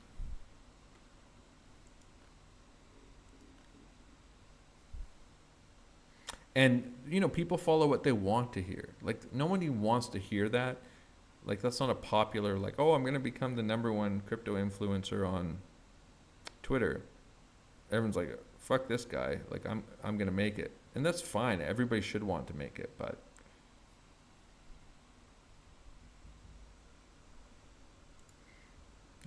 that is the truth. Not looking good, boys.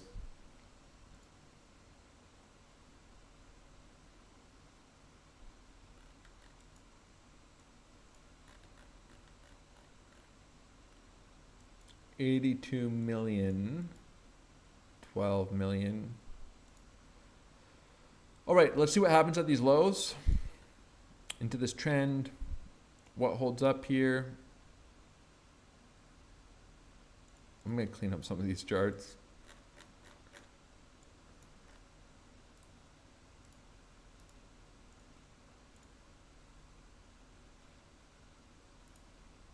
See if all this holds up.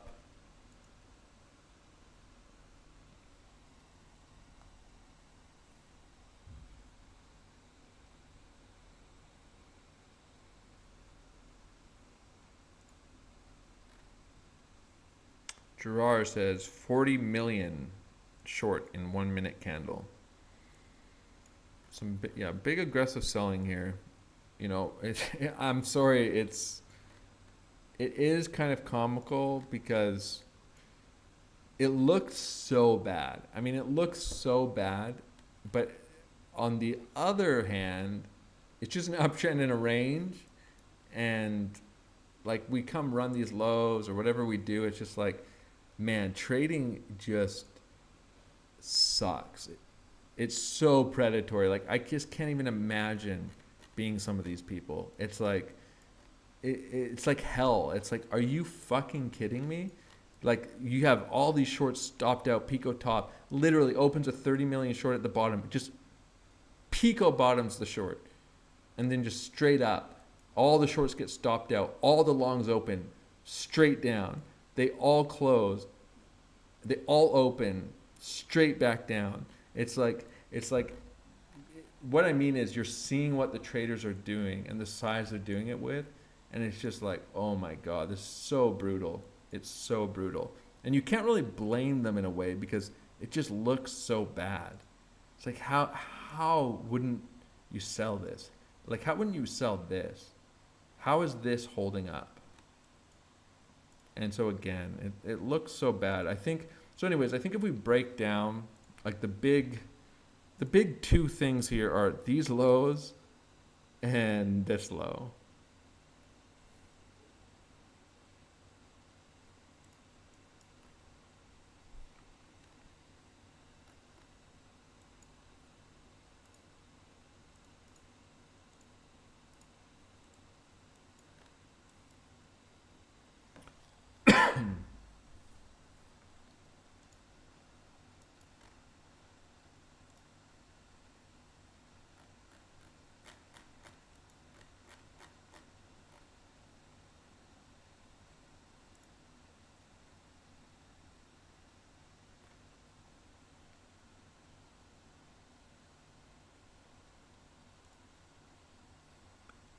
Let's pull up the order flow here. So we take the low. We're going to take it in a moment. So we either get a big liquidation wick to the downside, or we kind of just wick it a little bit and get some heavy selling, recover it.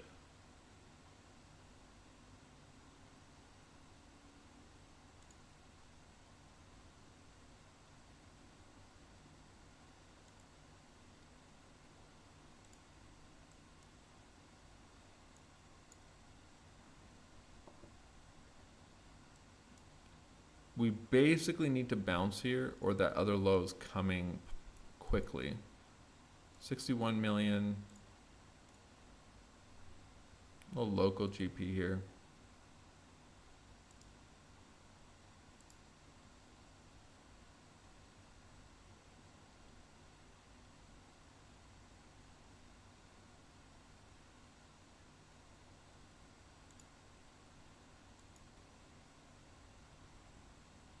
So like a bounce here, sort of like the liquidity grab scenario, but a breakdown. Like this is where you start looking for like this, right? You start looking for like the deviation, continuation, under the lows.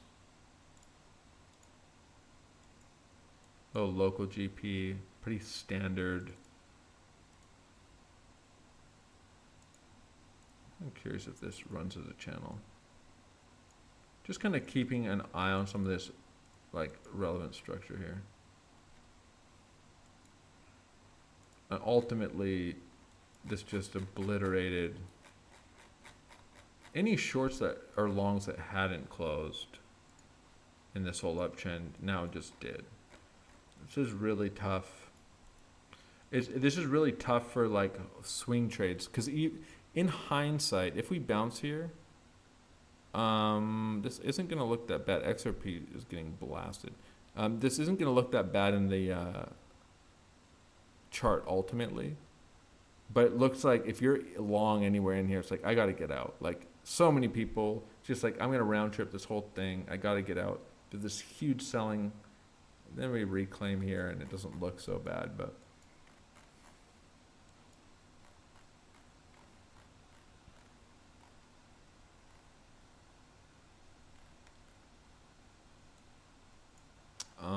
Somebody's asking what's happening to BTC? So major lows are getting taken, a bunch of longs are closing, 82 million, 60 million, 60 million, 61 million, big bullish divs. Someone says, the person who asked what's happening says, I am long 94K, should I move my stop loss up? Hey, you wouldn't be alone if you did, but I'm not.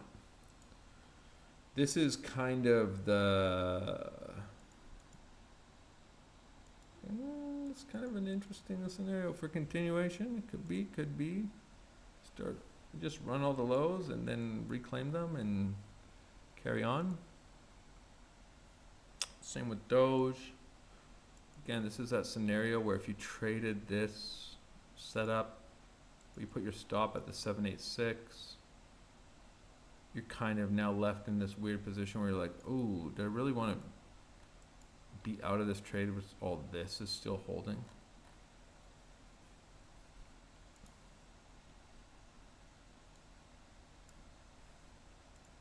Just making sure that I didn't blow up my Blowfin account. I did not. Oof. Oof. Hey, I'm playing to win.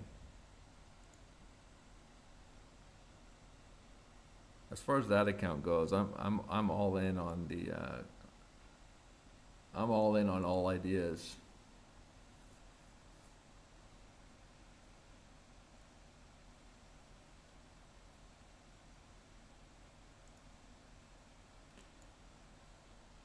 But like, so if we bounce here, let's like I'll just kind of explain this from an order flow context.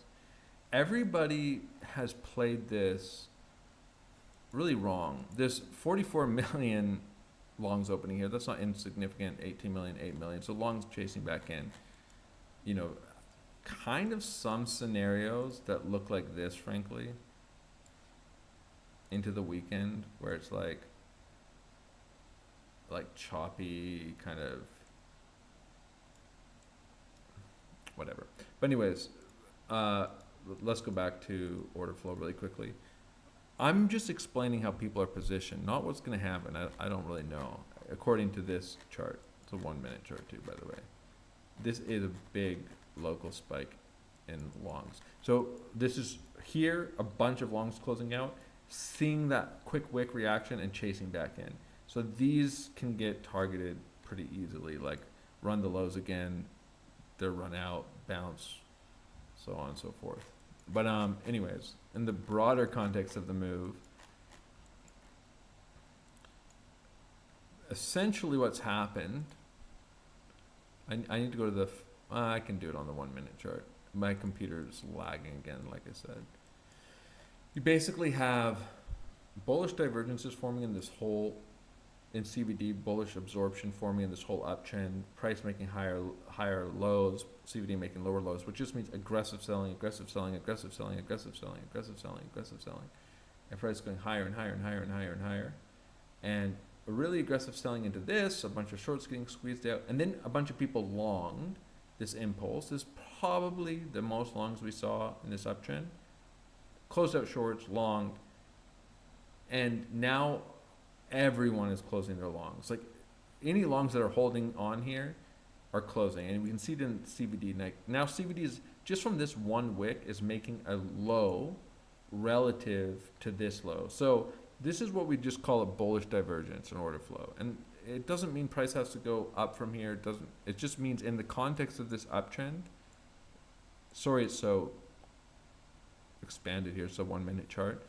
But CBD is making a lower low and price is making a higher low, which means there's a lot of limit buyers in relative to the amount of market sellers. We see this big drop in open interest here. And you can't really, everyone's thinking the same thing here. I mean, it's not surprising that everybody wants out of their longs wherever they open them, even if they open them at the highs, or if they open them somewhere during the uptrend. Because you either don't want to take a massive loss or you don't want to round trip your profits, right? Like this, it's like the gentleman in the chat just asked, like, I'm long from 94K. What's happening with Bitcoin? Do I move my stop loss up? A lot of people are just thinking, okay, it's over. It's been a good ride. I'm either taking my loss, or I'm taking my profits. But this is all of this, but there's nothing wrong with just waiting for a little bit of strength either, right? Waiting for reclaim. I'm probably going to be longing something like that, or longing a sweep lower. But anyways, the point is, you're basically never going to get out of an uptrend without these events. This kind of looks like weekend price action. It wasn't. So anyways,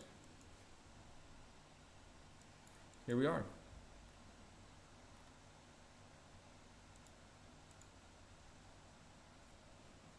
This probably shouldn't get taken here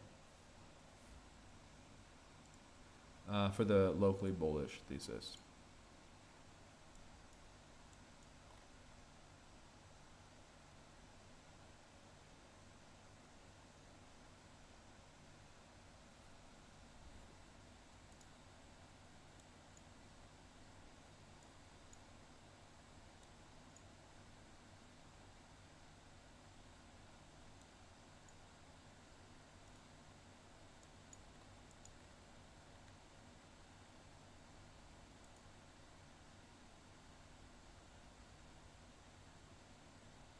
Someone said Bybit hacked FUD.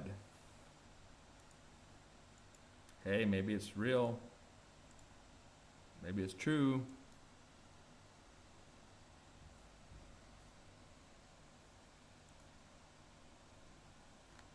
Taking some lows on Litecoin looks kind of interesting. Taking these looks kind of interesting too.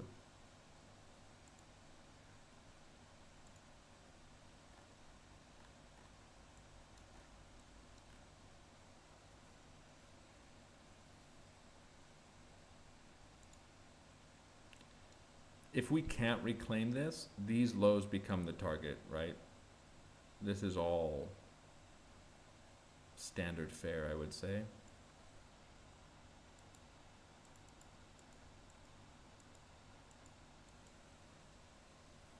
So I know this seems like a bad time for me to wrap up the live stream, but I was only gonna do the live stream. I'm gonna be updating in the Discord, do the live stream over the course of the New York Open.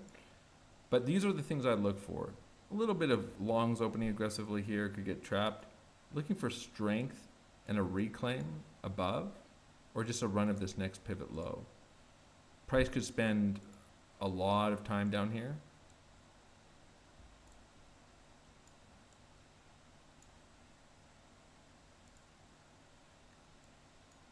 Another 50 million. So this is where we see if we start forming a local range here.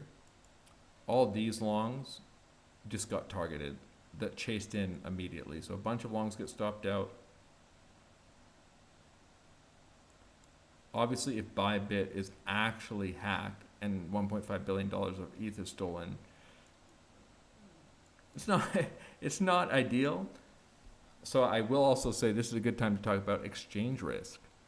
One of the reasons I use leverage is because as somebody who has been a Bybit enjoyer, if an exchange rugs or gets hacked, you do not want to have all your money sitting on that exchange.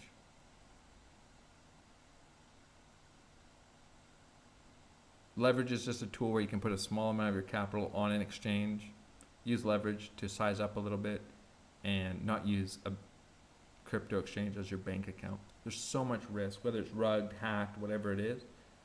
I'm kind of a little curious to look at the news on that to see if that's the case, but anyways, same thing as always. I'm just worried about levels on charts. Reclaiming, taking these lows. There's no structure here. Need to wait for a reclaim, lower, so on and so forth. I appreciate everybody tuning in.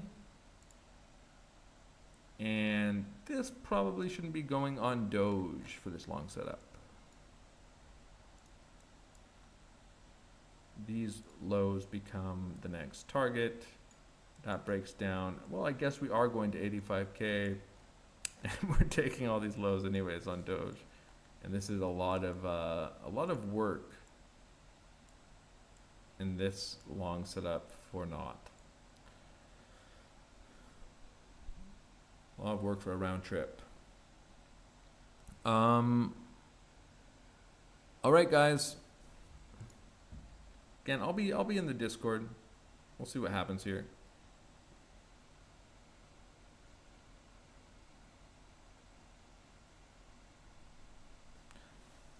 I'm not closing my long from down here, by the way. It's just like there's just all of this is internally bullish still for the context of the bigger move, which I talked about in the live stream or at the beginning of the live stream. So if there's like a massive, like if Bybit's actually hacked, and that's true, I haven't looked at anything, that's probably not great, but we'll see.